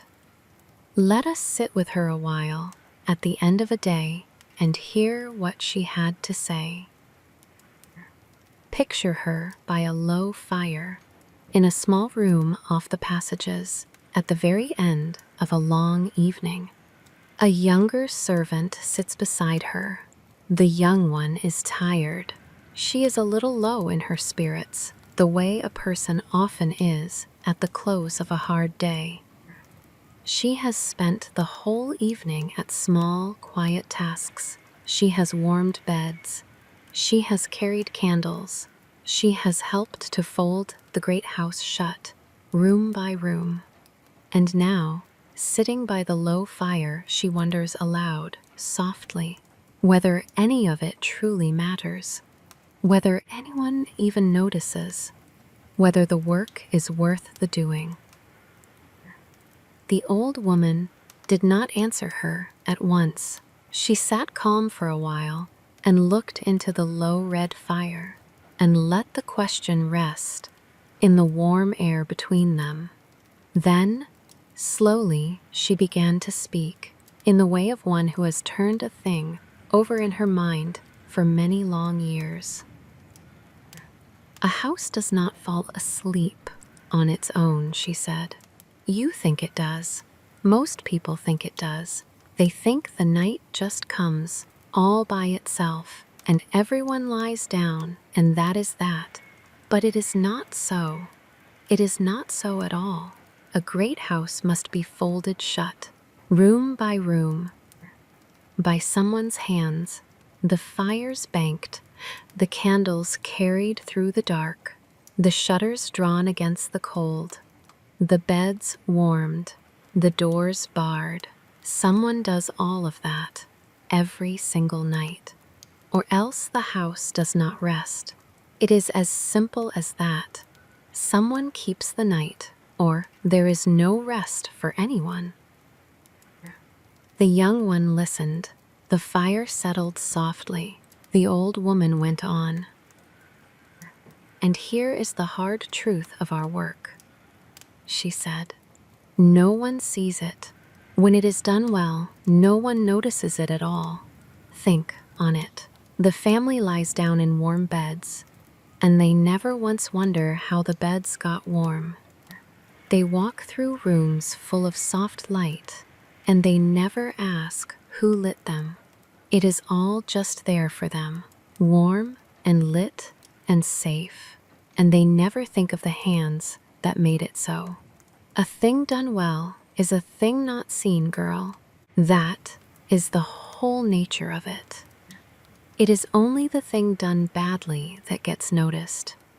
A cold bed, a dark passage, a door left standing open to the night. Those are seen at once and complained of at once.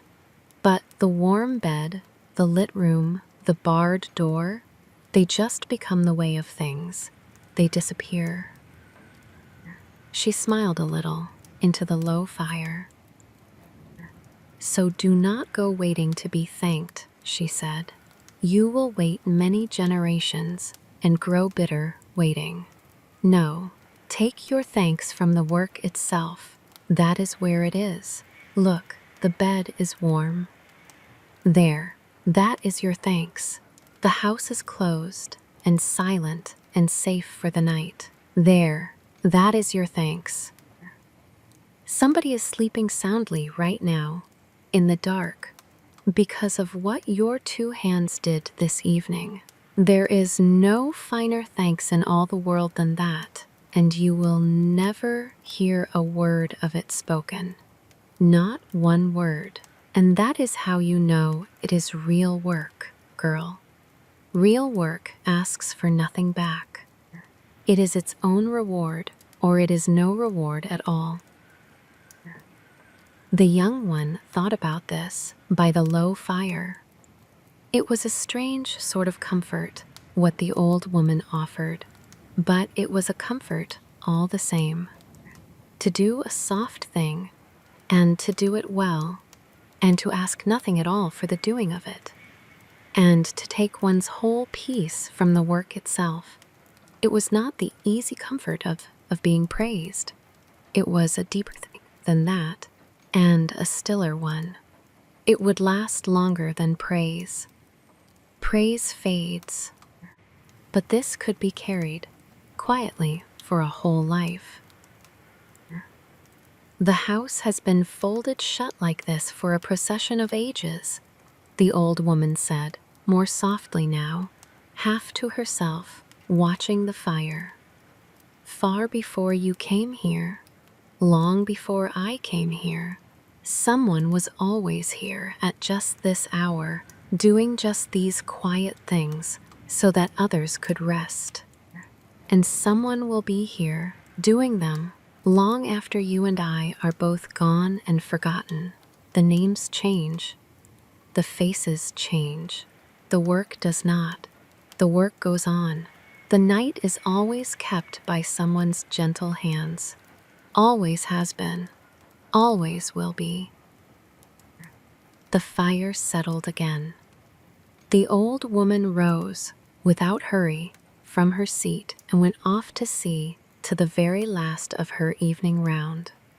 And the young one sat on a while longer by the warm, low light, turning the old words over in her tired mind and finding in them a silence she had not had before she sat down. The work was quiet. It asked for nothing at all. It only needed to go on, hand after hand, night after night in that house, and in every house there ever was, for further back than anyone can say. And it did. It always did. The old woman's words are worth keeping a moment more. There is a deep rest in them if you turn them over gently. She said, the good work disappears, that no one sees it, that the warm bed and the lit room simply become the way of things, unnoticed, and she meant it as a comfort to the one who does the work. But there is another comfort in it, too, for the one who rests. For you are held, tonight, by 1,000 things you never see. The warmth of your room came from somewhere. The safety of your walls was built by hands long gone.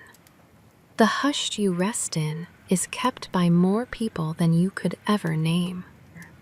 Someone, somewhere, is awake right now, keeping some small part of the world running softly so that you may sleep and never know it. It has always been so. The night has always been kept by unseen hands. You do not have to know who they are. You do not have to thank them. You could not, even if you wished to. They are too many, and most are far gone. You have only to rest in what they have made, to lie warm in a world that many hands have kept warm, to sleep safe in a night that many have watched over and watch over still. That is the deep old comfort underneath all of this. You are not holding the world up tonight. Others have held it and hold it now and will hold it when you are gone. The warm bed was made ready.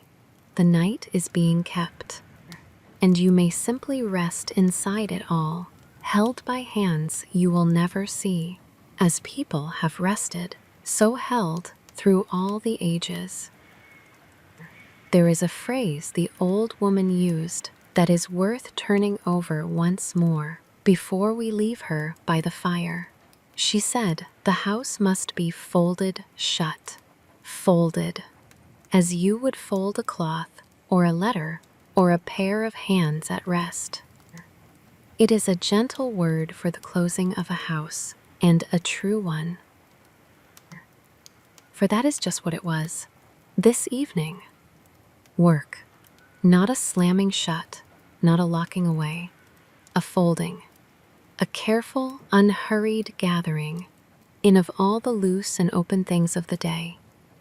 the open shutters drawn closed, the scattered household gathered to their beds, the wide-flung doors brought quietly to, the great sprawling life of the daytime house folded gently in upon itself, smaller and smaller, warmer and warmer, until it was only a few small circles of candlelight in the dark, and then not even those. A house unfolds in the morning. It opens. The shutters go back. The doors are flung wide. The people scatter to their work. The house spreads itself out into the day, loud and busy and wide. And then, at evening, it folds again. It draws itself back in. It gathers itself small and warm and safe against the dark. Out and in, open and folded, day and night, over and over, for all the years of its life. There is a rhythm in that as old as houses themselves, as old as people. We open ourselves to the day and spend ourselves in it, and then we fold ourselves back in at night and gather ourselves small and safe and rest, and are made whole again for the morning. The house only does, in wood and stone, what its people do in flesh. It opens and it folds, it wakes and it sleeps. You are folding now, in your own way, drawing in from the wide day, gathering yourself small and warm beneath your covers, closing the shutters of your own eyes against the dark. It is the same old motion the house made, and its people made, and everyone has always made, at the close of every day. The gentle folding in toward rest. Let yourself fold, let the day close, gather in and be small and be safe and rest.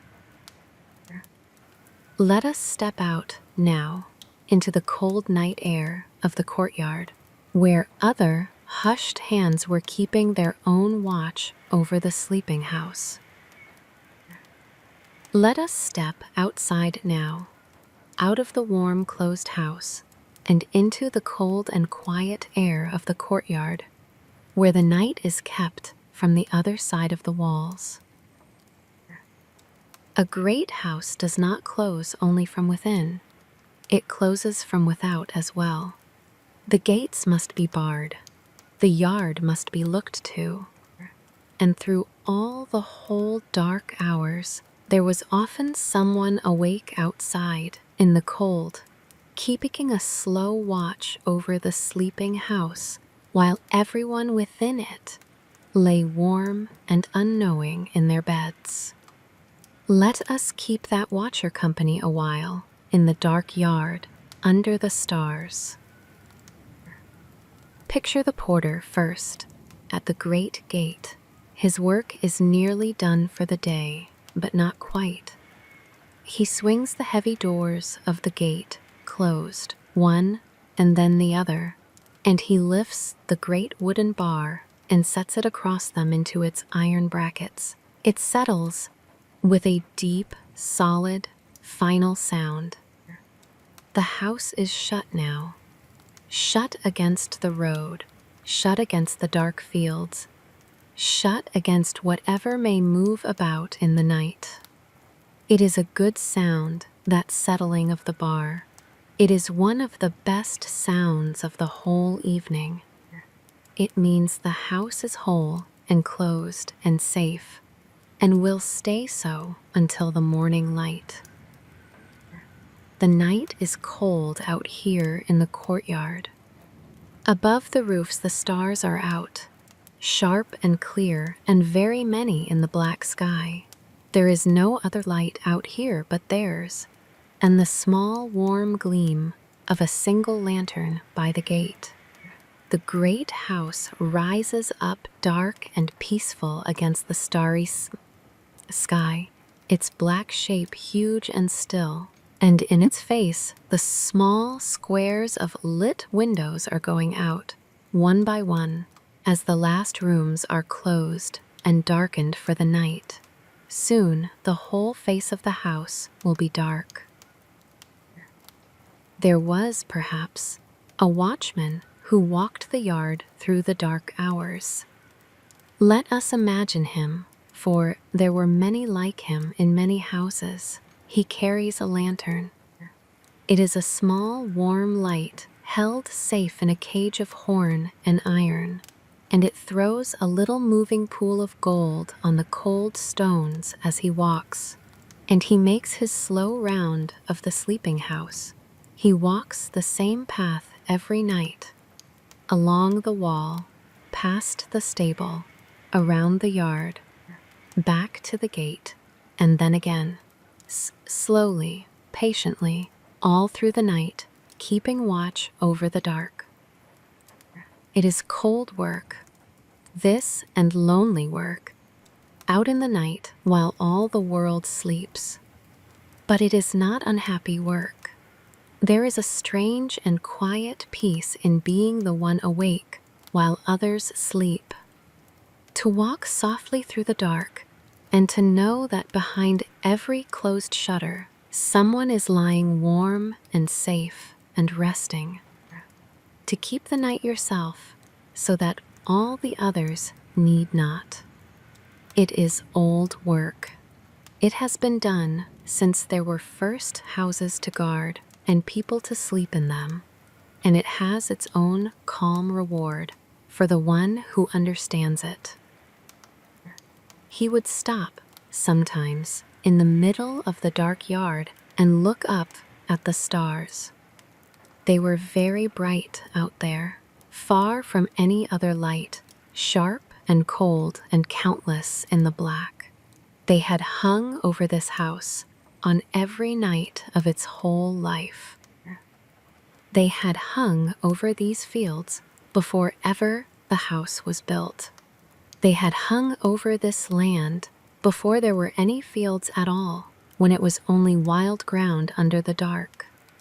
The same stars, the same slow turning across the sky. He was a small, warm figure, standing beneath a very old and a very vast sky, and he knew it, and there was a strange comfort in the knowing.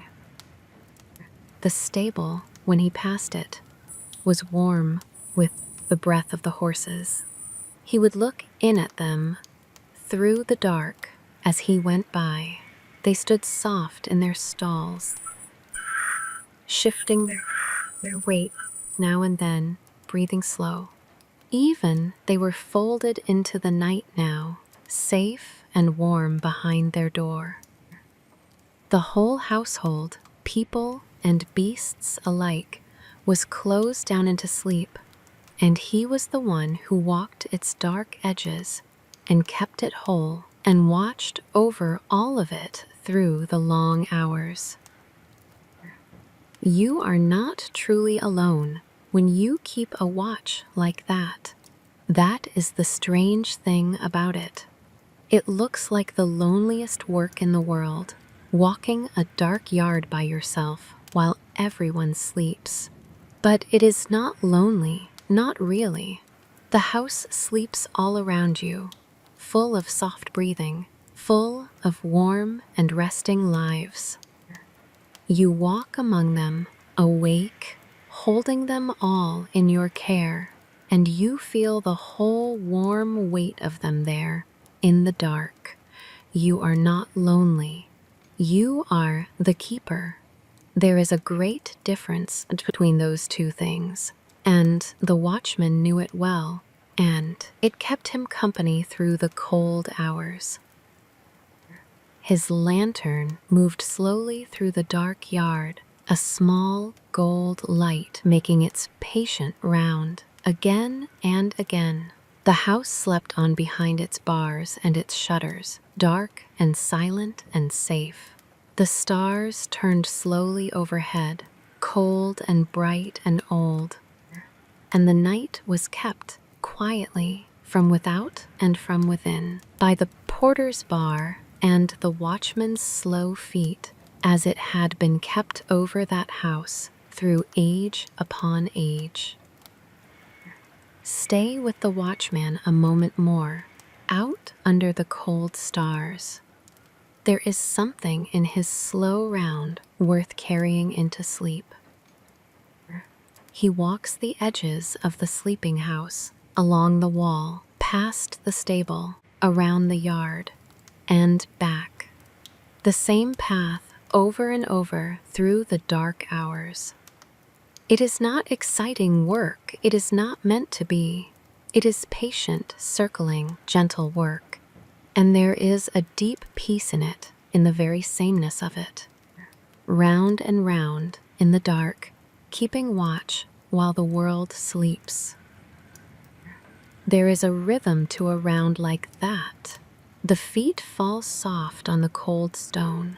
The lantern swings a little as he walks. The same corners come and pass and come again. It is almost like breathing, a round like that, in and out, round and round, steady and evened and calm. The body settles into it. The mind grows quiet with it. It is a soothing thing to walk a known path, gently, in the dark, with nothing to do but keep it. You might let your own mind walk that round now, as sleep comes, round the sleeping house, along the wall, past the warm stable, around the quiet yard, and back to the gate, slowly. Again, there is nothing to find. There is nothing to guard against.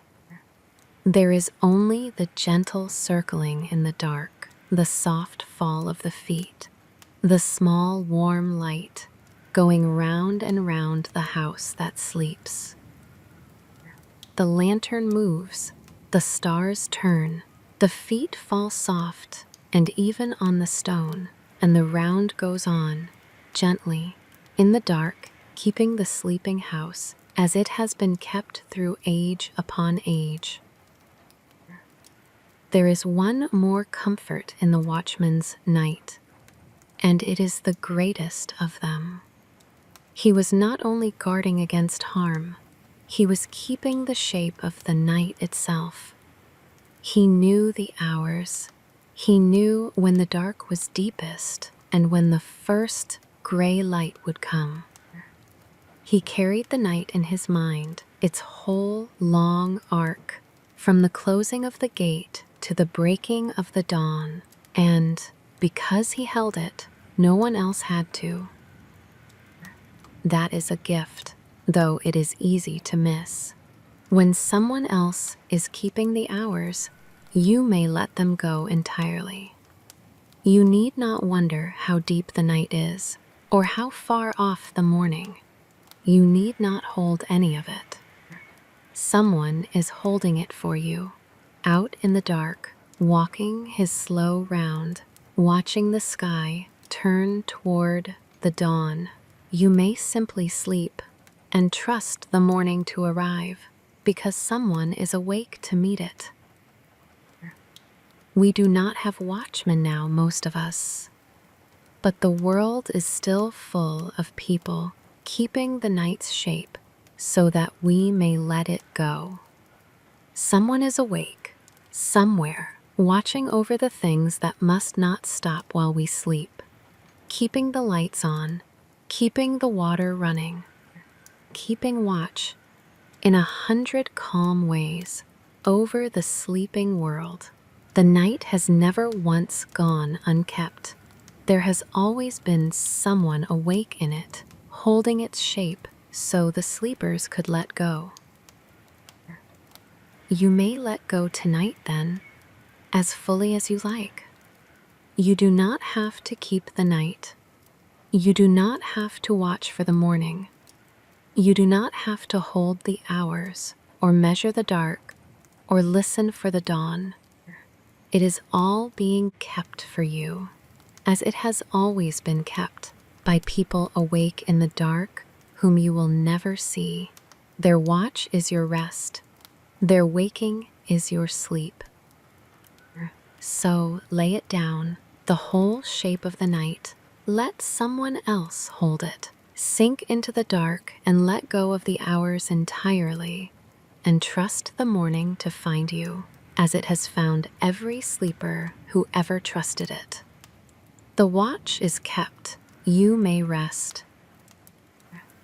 Let us go back inside now, out of the cold, into the warm dark of the sleeping house, and think about the strange and gentle old way that people once slept the night through. There is a thing about sleep in the old days that has been half forgotten now.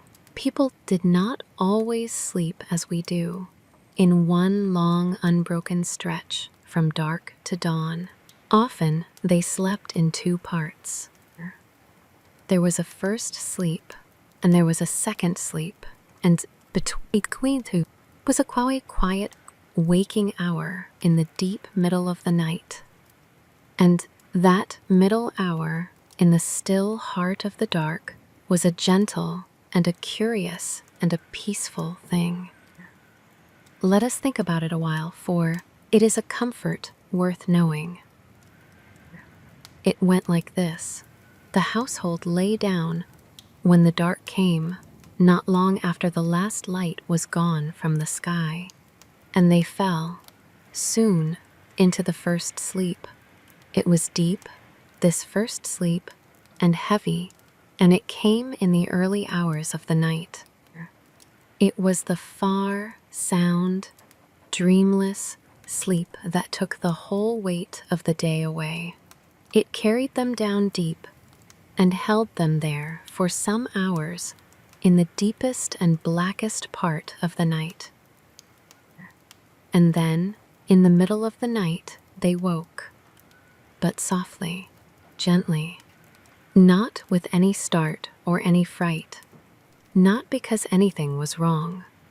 They simply woke, naturally, the way the body will, coming up little by little out of the deep first sleep into a silent waking.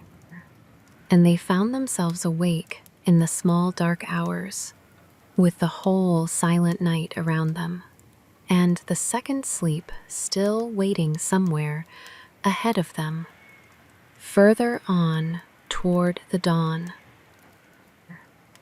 It was a peaceful hour, this middle waking. It was perhaps the most peaceful hour of the whole day and night. The house was at its very stillest then. The fire was low.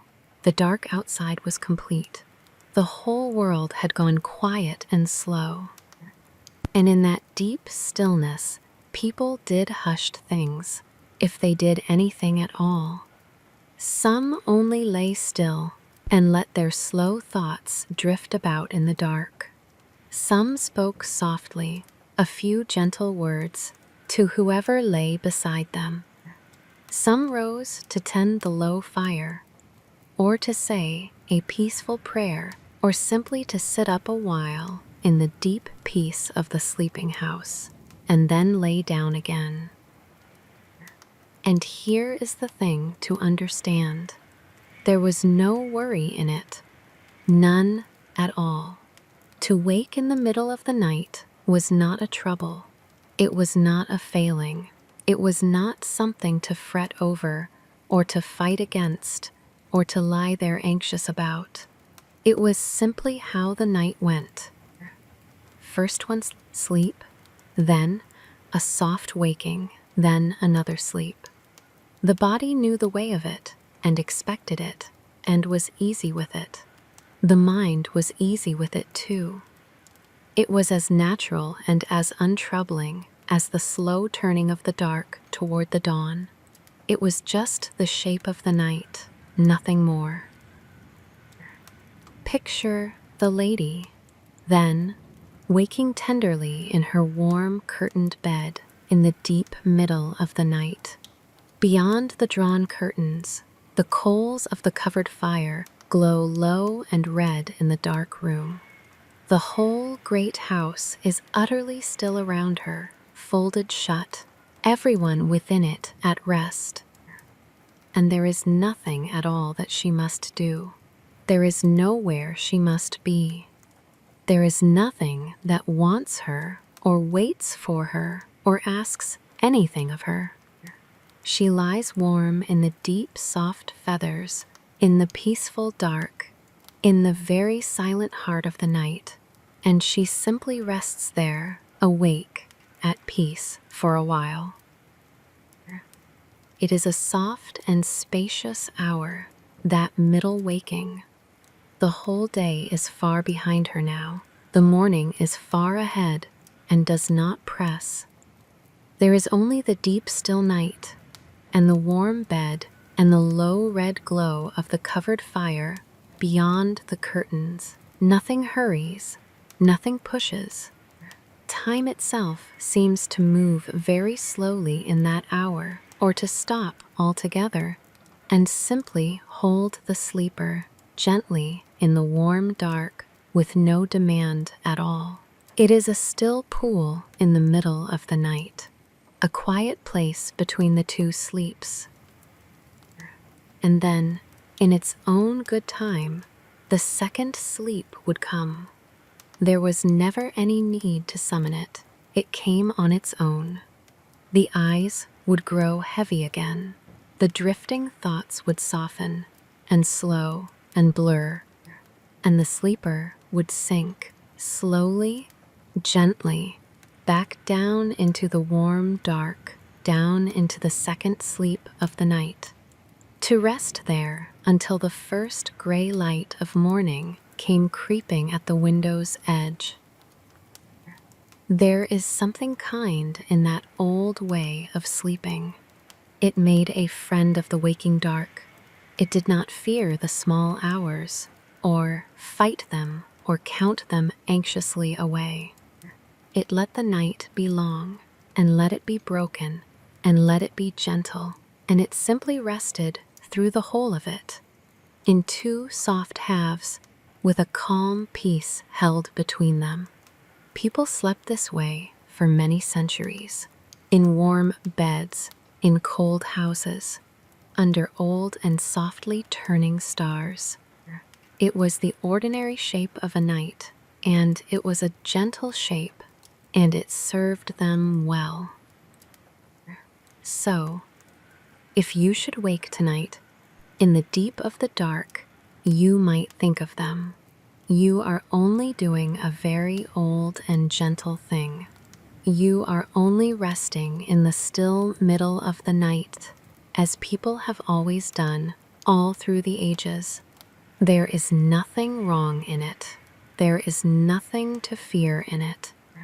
There is nothing you must do.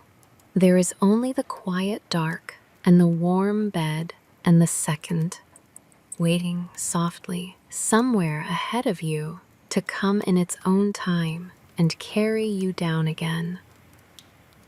Let us rest in that thought a little more. It is a kind one and worth the keeping. If you wake in the night, you are not failing at sleep. You are not doing it wrong. You are only doing what people did, gently and without worry, for age upon age. The waking in the dark was part of the night. It was expected. It was welcomed, even. A silent hour in the middle of the dark, with nothing to do and nowhere to be. They did not fight it. They did not fret. They simply rested in it and let the second sleep come when it came. You may do the same. If your eyes open in the small hours, let them. If sleep steps back for a while, let it. There is no harm in a quiet waking. There is nothing you must fix. Lie warm in the dark as they did, and let the time pass lightly over you, and trust that sleep will come again. It always does. It only asks to be waited for without worry. The worst thing is to fight it, to lie there anxious, counting the hours, willing sleep to come. That only holds it further off. The old way was better, the gentle way, to wake and not to mind, and to rest easy in the waking, and to let sleep return in its own good time. No counting, no fretting, only warm quiet waiting in the dark. So do not fear the night or any waking in it. The dark is kind, the bed is warm, and sleep, first or second, is never far away. It is only waiting, gently, somewhere ahead, for you to stop reaching and simply rest and let it come. There is a beauty in that middle hour, the waking between the two sleeps, that is worth dwelling on a moment more. For it was, by many accounts, a treasured time. Not a nuisance, not lost sleep. A gift of hushed hours in the very middle of the night, when the whole world was hushed, and the mind was rested from its first deep sleep, and there was nothing at all that had to be done. People used that hour in gentle ways. Some simply lay in the warm dark and let their minds wander where they would, easy and unhurried. Some talked softly with the one who lay beside them in the particular closeness of the deep night, when words come slow and honest. Some thought their quiet thoughts, some prayed. Some rose to tend the fire or to look at the stars, and then returned to their warm bed for the second sleep. It was, in a way, the most private hour of the whole day, the one hour that belonged to no one else. In the daytime, a person belonged to their work, their household, their duties. Even the evening had its tasks, but this deep middle hour was theirs alone. No one wanted them. No one needed them. There was nothing to do and nowhere to be. Just the warm dark and the hushed house and their own quiet company in the still heart of the night. We have lost that hour, most of us. We sleep, or try to, in one unbroken stretch, and if we wake in the middle of it, we count it a failure and fret. But it was not always so. For most of human time, the waking dark was a friend, a soft private hour, welcomed and used and enjoyed. There was no wrongness in it at all. So if you find yourself awake in the deep of tonight, remember that old gift. You have been given a soft hour that belongs to no one but you. You need not fret it away. You may simply rest in it, as they did, easy and unhurried, in the hushed heart of the night, and wait, without worry, for the second sleep to come. It will come. It always came for them. It will come for you. Let us turn now to the small, soft light that made all these old evenings possible, and see how it was made. There is a small thing we have carried all through this night, from room to room, and it is worth stopping over now and looking at slowly, for it is a quiet marvel in itself. It is the candle, the small, steady flame that lit the whole long evening. It did not simply appear when it was wanted. It was made. It was made slowly by patient hands in an old and gentle craft, and that craft is worth the knowing. A candle is a simple thing to look at, a length of wax, a thread of wick down the middle of it, a small bright flame at the top. That is all you see. But there was real work behind it, and real skill, and there were people whose whole trade and living it was. The candle makers, the chandlers, the people who made light for everyone else, one slow taper at a time, so that the rest of the world might have something to see. By when the sun was gone, there were two kinds of light in the old houses, as we have heard. and two kinds of making. There was tallow and there was wax. The tallow candle was made from the rendered fat of animals, cleaned and melted and set around a wick. It was the common light, the cheap light, the everyday light of the kitchen and the passage and the plain rooms of the poor. It smoked a little as it burned. It carried a faint smell of the beast it had come from. But it burned, and it gave light in the dark, and it was what most of the world was lit by for a vast stretch of years. And then there was the wax candle, the beeswax candle. This was the finer thing. This was the clean and sweet and costly light, the light of the great chambers and the churches and the halls of the rich. It burned bright, and it burned steady, and it gave off no smoke and no smell, only a faint sweetness of honey. It was made from the slow gathered labor of the bees, and so it was dear, and it was precious, and it was saved and kept for the rooms and the hours that mattered most. The making of a candle was slow and patient work. There was one old way of it, the way of dipping, and it went like this.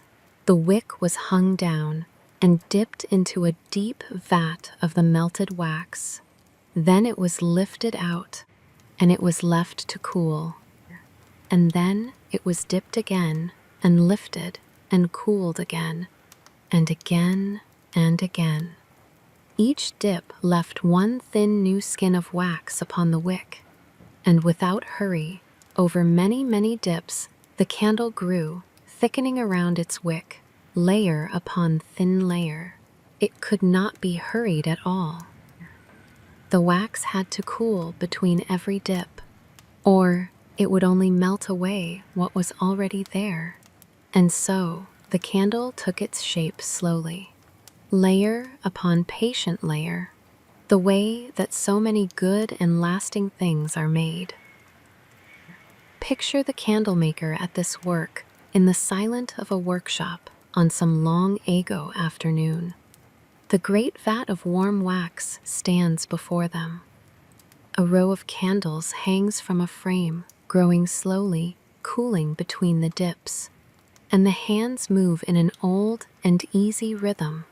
Dip and lift and hang. Dip and lift and hang. There is no hurry in it, and there can be none.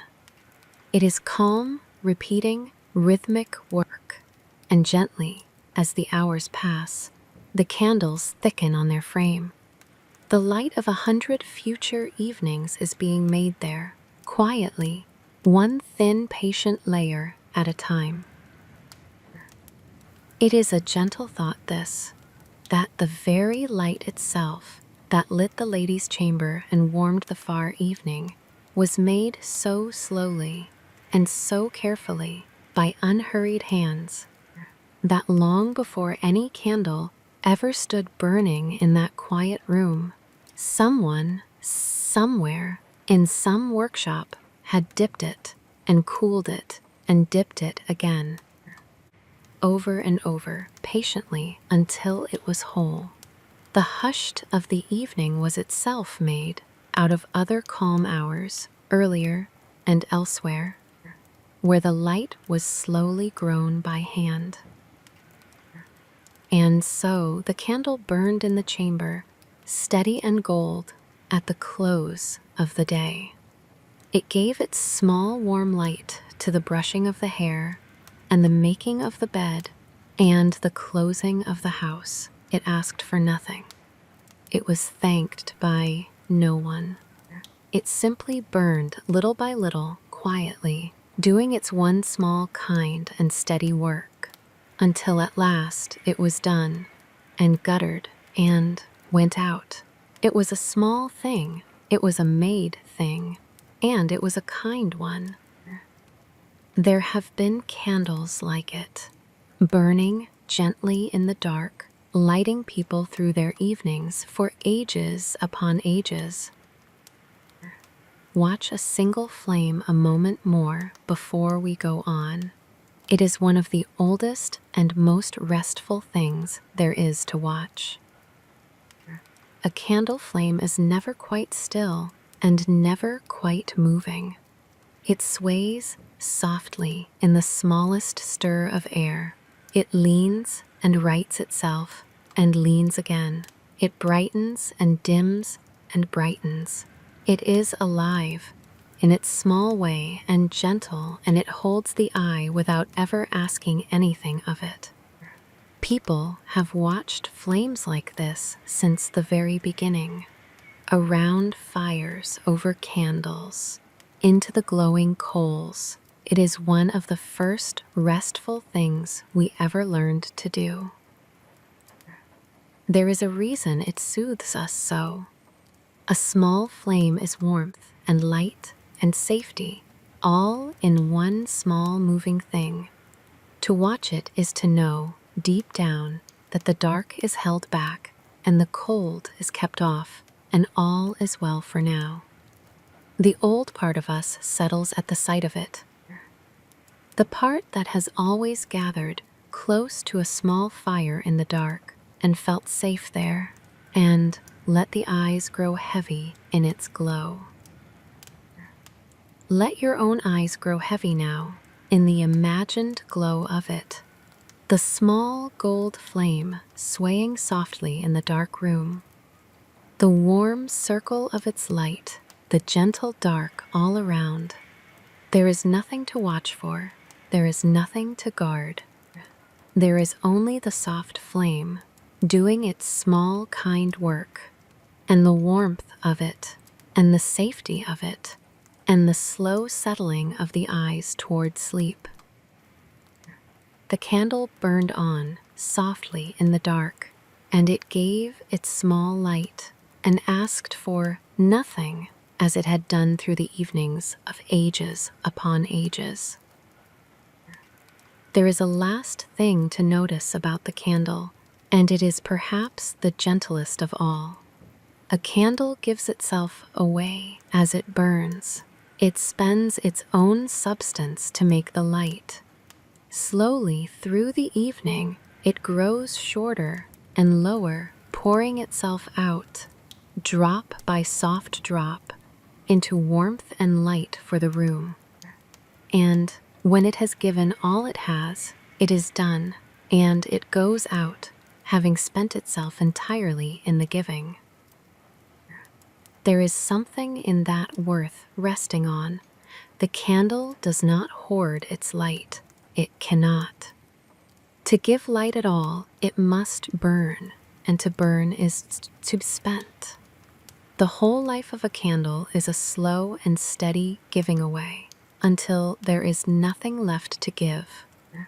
And the room was warm and bright all evening because of that giving. The light we have been keeping company with all through this night was the candle spending its own quiet life. It is a kind image to hold as sleep comes, not a sad one. The candle does not mourn its spending. It simply gives and glows and warms the dark for as long as it has anything to give, and then rests. There is a peace in that, a completeness. To have given one's small light fully and warmed a little dark, and then to be done. And to go out gently, with nothing held back and nothing left undone. The days are a little like that, perhaps. We spend them, we pour ourselves out into them, drop by drop, into work and care and small kindnesses, until the day is done and we have nothing left to give. And then the night comes, and we may rest, spent and complete, the day burned all the way down. There is no failure in being spent. It is what the day was for. It is what the candle was for. You spent your day today. You poured it out, in your own way, into whatever the day asked of you. And now it is burned down to its end, and you have given what you had, and there is nothing left to do but rest. Let yourself be spent. Let the day be over. You gave your small light to it, and now, like the candle, you may gently go out into sleep, complete, with the dark warmed a little behind you. Let us turn now to the other small keepers of the night, the bells that tolled the hours over the sleeping land. There is another small keeper of the night, and we have heard it already without quite noticing. It is the bell. Not the great evening bell alone, but the bells that mark the hours, all through the dark, over sleeping towns and sleeping houses. Let us listen to them now. They are a gentle thing to think of as sleep draws near. In the old days, the bell told the time. There were no small clocks in the rooms then. There was no dial by the bed. The hours came, instead, from a bell in a tower, out in the dark, ringing over the roofs. It marked the passing of the night for everyone at once, the waking and the sleeping alike. And it asked nothing of them. It only told them, gently, how the night was going. Picture the one whose task it was to ring it. In many places, in monasteries and towns, there was such a person. Their work was the hours. Through the night, at the set times, they would rise and go to the bell and ring it, and then return to their rest. It was broken sleep, this work. But it was old work, and they were used to it. The body learns such rhythms. It wakes for them of itself. The bell would sound out over the dark. A few slow strokes, no more. It was not loud, it was not sharp. It came soft across the sleeping roofs and faded and was gone. And those who heard it, half waking in their beds, knew the hour by it and turned over and slept again. The bell asked nothing of them. It only marked the time. It only said, gently, that the night was going on and that all was well.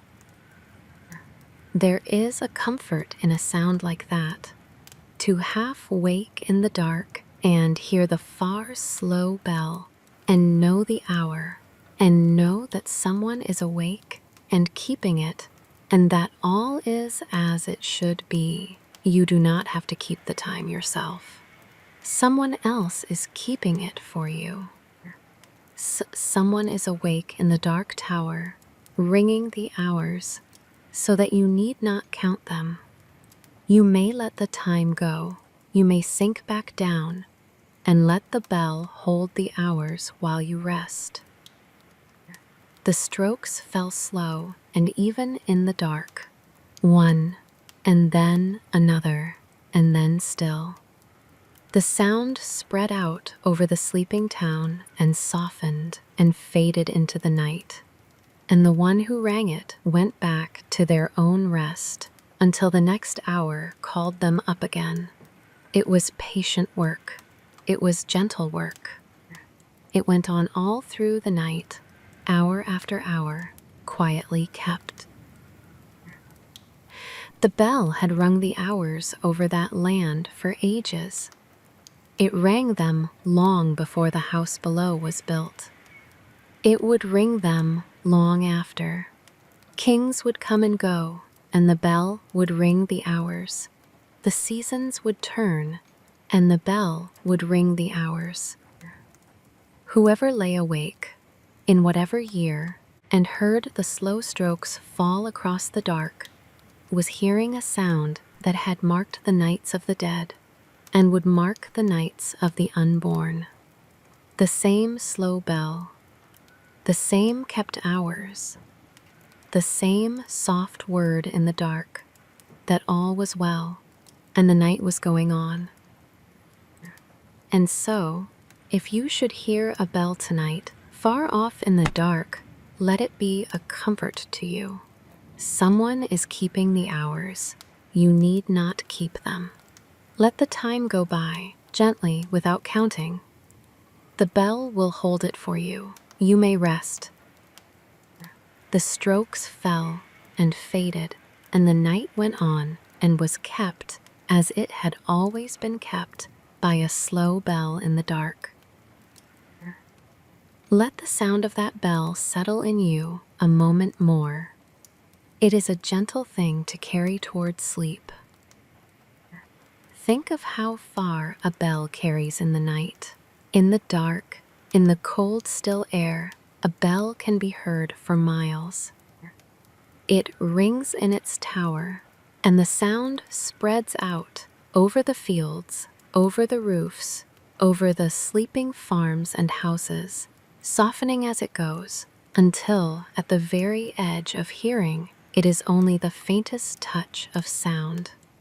And all across that wide, dark country, half-waking people hear it, each in their own bed, and know the hour, and turn over and sleep again. There is a quiet fellowship in that. All those people scattered across the dark, none of them knowing the others, all hearing the same soft bell at the same moment, all held for that moment in the same gentle sound. It joins them though they never meet. It tells them all at once the same thing, that the hour has turned, that the night goes on, that all is well, and they may sleep. You are part of such a fellowship tonight, in your own way, all across the dark. Others are resting now, as you are. Others are lying in their beds, in their own rooms, in their own towns, letting the day go, drifting towards sleep.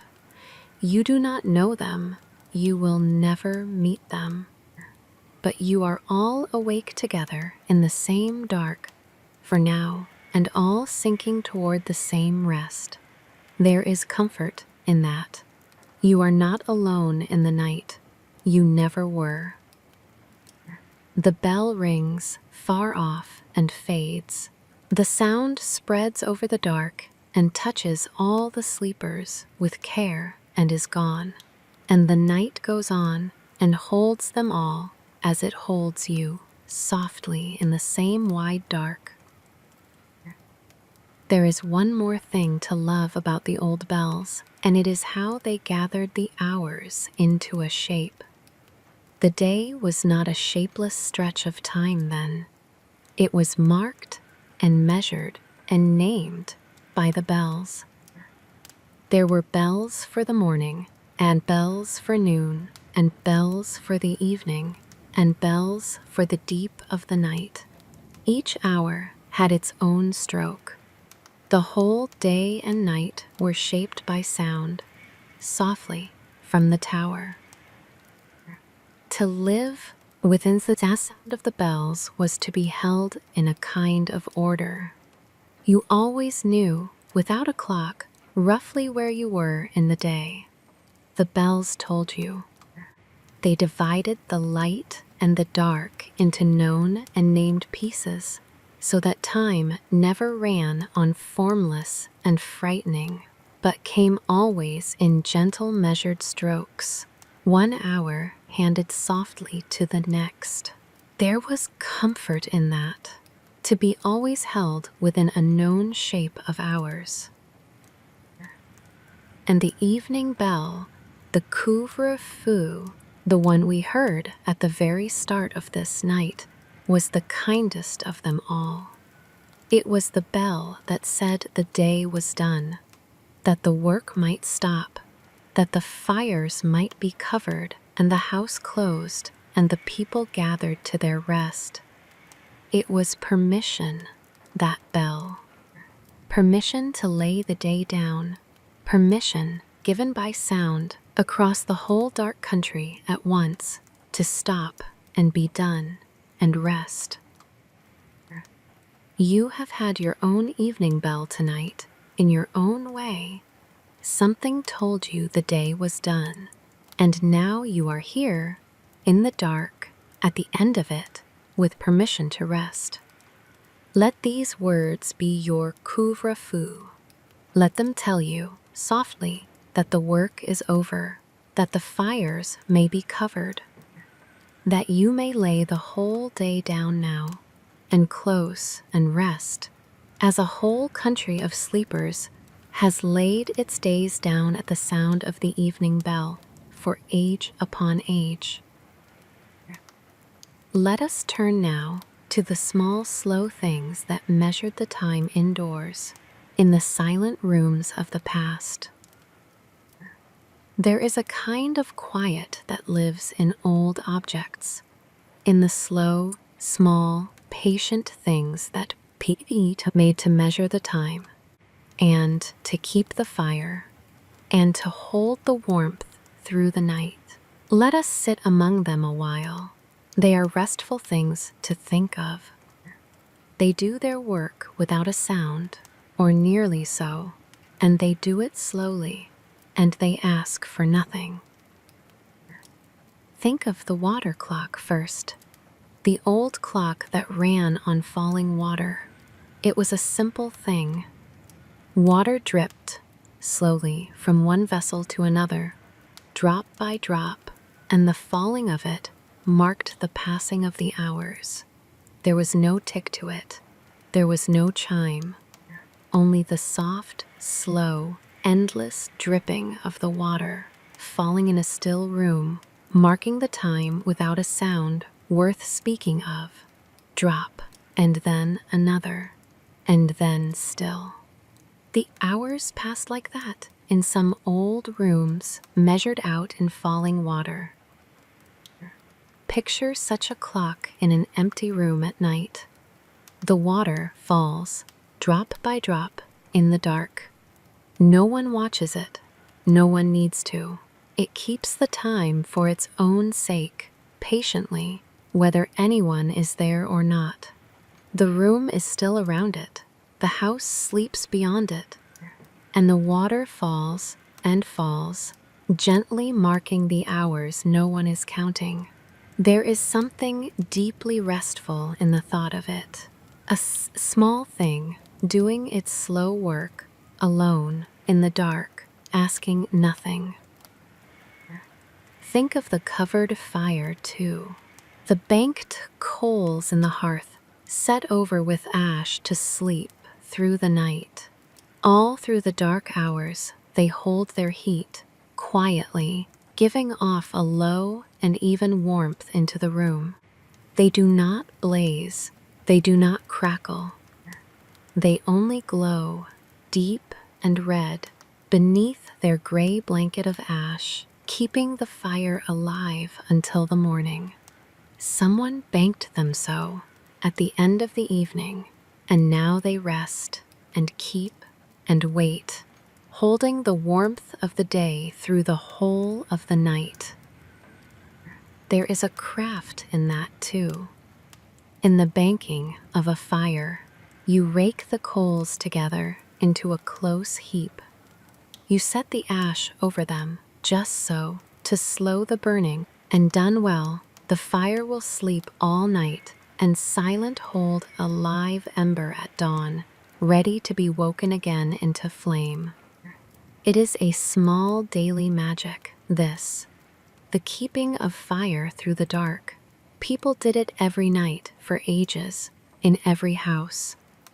They kept a small live warmth through the cold hours, so that the morning would not begin cold and dark and dead, but warm, with a fire ready to wake.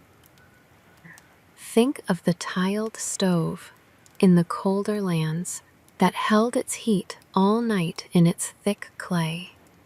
Think of the warming stone heated by the fire and wrapped in cloth and carried to a cold bed. Think of the deep old walls of stone that drank its warmth and gave it back, slowly through the dark. All these still, slow, patient things, all of them made for one gentle end, to hold a little warmth and a little light and a little time safely through the night, so that the sleeper might rest easy and wake to a kinder morning. They asked for nothing, these old, slow things. They did their work in silence, or nearly so. The water fell, the coals glowed, the stone held its warmth, the stove kept its heat. And all through the dark, in the still and sleeping house, these small, patient things kept their small, patient watch, measuring the time, holding the warmth, keeping the fire, so that the people might sleep and know nothing of it. There is a great gentleness in that. To be surrounded as you sleep by small, still things that keep you, and ask for nothing. The falling water, the banked coals, the warm stone, the thick old walls. They do not need your thanks. They do not need your notice. They only do their slow, peaceful work through the dark and hold the night gently around you and let you rest.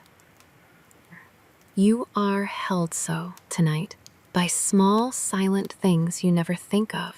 The warmth in your room, the soft weight of your covers, the steady dark. They keep you quietly and ask nothing. You may rest in their keeping, as people have rested among their own small, quiet things through the nights of every age. There is one more of these small keepers worth naming before we go up to the stars.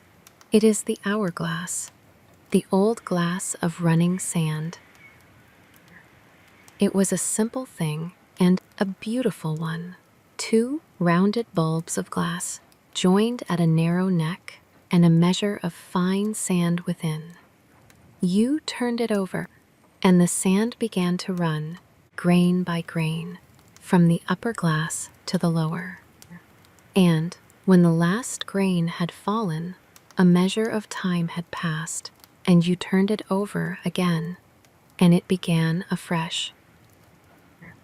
Picture such a glass on a table in a still room at night.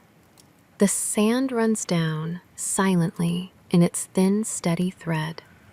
There is no sound to it at all, no tick, no drip, only the soundless falling of the sand, grain after grain, through the narrow neck, building a small, soft hill in the lower glass. It is one of the most peaceful things there is to watch. Time itself, made visible and utterly silent, falling gently away in a thread of sand. No one had to tend it much. You only turned it when it emptied. Otherwise, it kept itself, running down patiently, marking the passing of the hours with falling sand. It did not hurry. It could not. The sand fell at its own steady pace, the same pace always, whether anyone watched or not, whether the night was happy or sad, busy or still, grain after grain, the same soft falling, the same quiet passing of time. There is a deep calm in a thing like that. To see time fall so without hurry, so evenly, with no alarm and no hurry, is to be reminded that time is not an enemy. It is only a river running. It ran before you. It runs now. It will run after. And tonight, you do not have to do anything with it at all. You may simply let it fall, grain by grain, like the sand in the glass, and rest while it passes. The sand ran down, silent in the still room. The small hill grew, grain by grain, in the lower glass, and time passed gently and asked nothing, as it has always passed. Think as we leave these small keepers of how patient they all were. The dripping water, the falling sand, the banked coals holding their heat, the thick walls holding the warmth of the day. Not one of them hurried, not one of them strained. They did their slow work at their own steady pace, and they did it whether anyone watched or not, and they asked for nothing in return. They were the most patient things in the house. There is a lesson in their patience, though they never meant to teach it. They show us that time does not have to be fought. The sand does not race to the bottom. The water does not rush. The coals do not hurry to give up their heat. They let time pass through them evenly, without struggle, and they are content. They are at peace with the passing of the hours in a way that we, who count and chase our hours, so often are not. Tonight, you might borrow a little of their patience.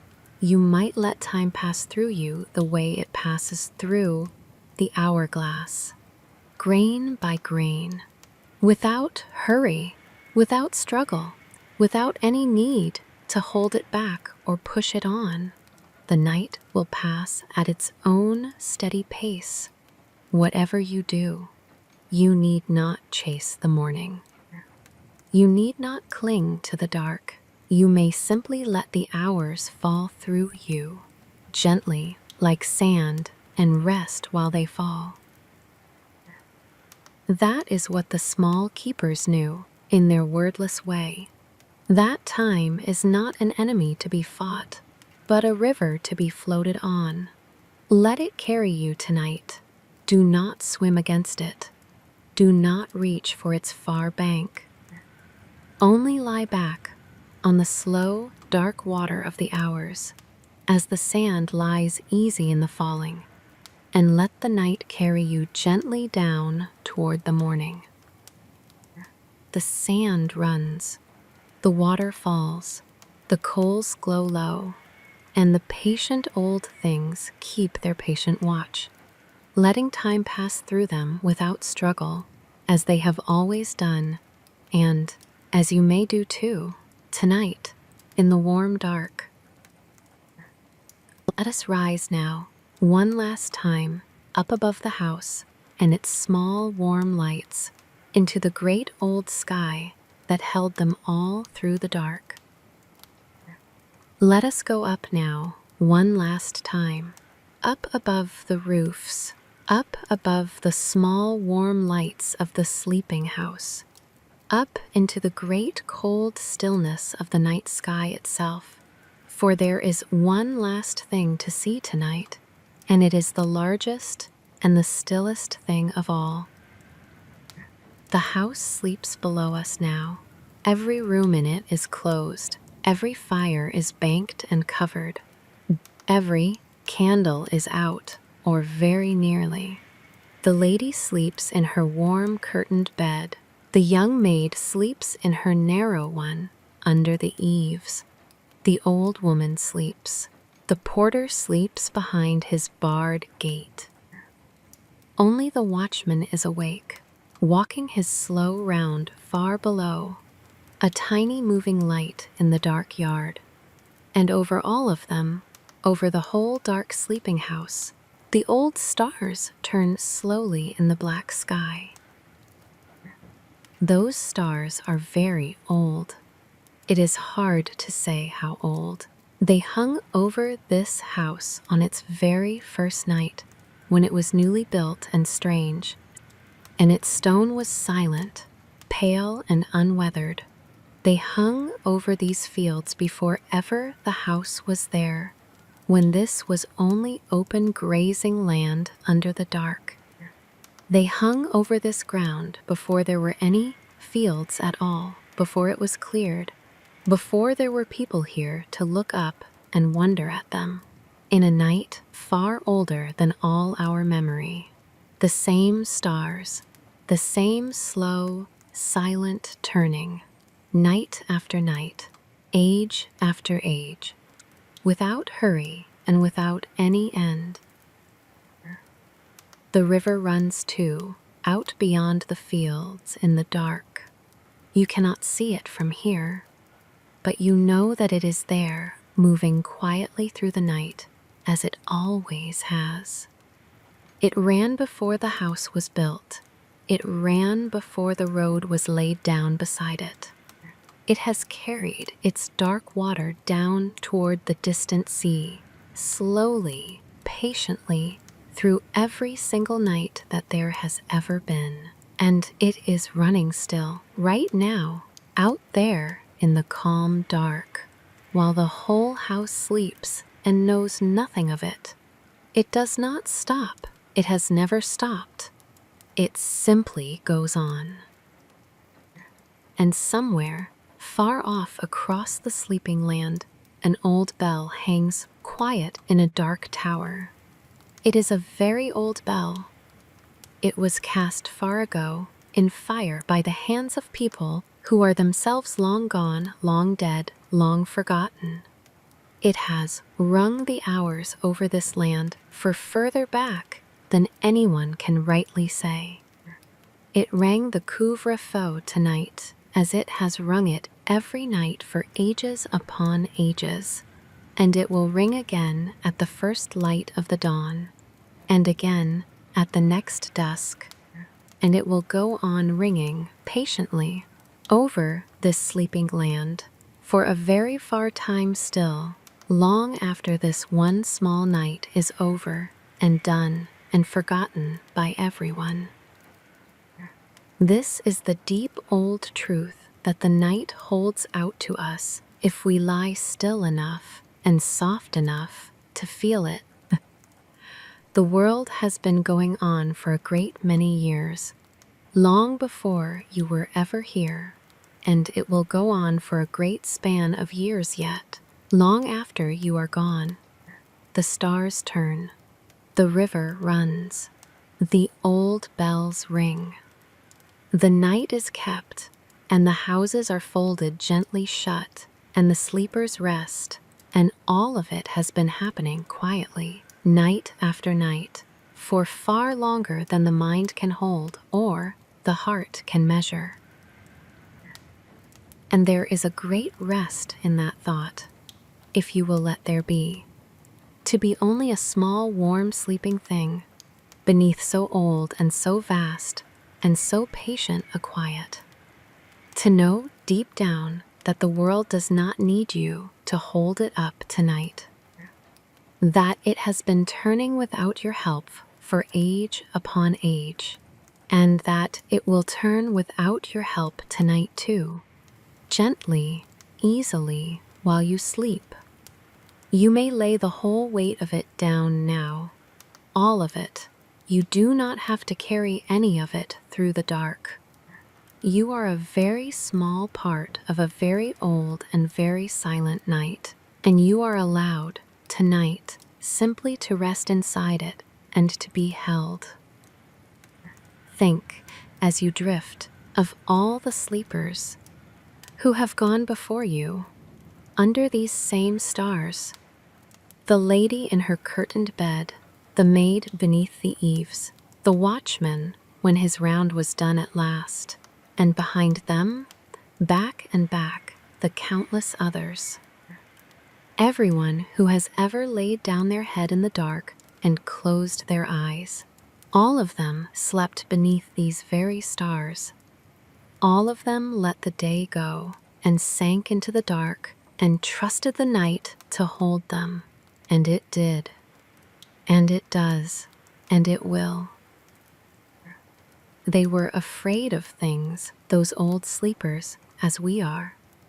They had their worries, their hard days, their heavy hours, and every night the same soft dark came and gathered them up, and the same old stars turned over them, and the same deep rest took them down. Their troubles are gone now, far gone with them. But the stars they slept beneath are the same stars. The rest they found is the same rest, and it is waiting for you tonight, exactly as it waited for them. There is a kind of company in that. You are not the first to lie awake in the dark and long for sleep. You are not the first to feel the day still heavy on you as you lie down. Every soul who ever lived has done the same, and every one of them, in the end, was taken tenderly down into the dark and rested and rose again to the morning. You are only doing the oldest human thing, lying down under the old stars to sleep. You are in the oldest and largest company there is. Look up in your mind at those same stars now. They are so far away. Their light has crossed a great gulf of dark to reach us, falling softly through the night from sources further off than the mind can hold. And yet they feel near on a clear night. They feel like company. They have watched over every sleeper who ever lived without ever once looking away, steady and bright and faithful in the dark. They will watch over you tonight in just the same way. You do not have to do anything to be watched over, so you have only to lie still and let your eyes close and rest beneath them as the lady rested, as the maid rested, as every sleeper of every age has rested beneath those same unwearied stars. They kept their watch through all the nights before yours. They keep it now. They will keep it long after. So let them keep it. Lay your head down beneath the old faithful stars and give the night over to them. They do not tire. They do not fail. They have held their soft watch over the sleeping world since before there was anyone to see them. And they hold it still, and they will hold it over you now, softly, until the morning comes. So let the stars turn over you now. Let the river run. Let the far bell keep the hours. You need do nothing. You need keep nothing. The night has held every sleeper who ever was, and it will hold you too, softly until the morning. There is nothing to fear in that dark. It is the same kind dark that has cradled every rest since the beginning, and it is yours tonight. The stars turn softly overhead. The old house sleeps on beneath them. The river runs on in the dark beyond the fields. The bell hangs hushed in its distant tower, waiting for the dawn. And the night holds all of it, gently in its great old hands, as it has held so many thousands of nights before this one, and will hold so many thousands more for many ages. You do not need to remember anything you heard tonight. There will be no questions in the morning. If one small, warm room of the past stayed with you, let that be enough. If the candle, or the hushed hands, or the old stars stayed with you, let that be enough. And if nothing stayed, that is fine too. The past does not mind being forgotten.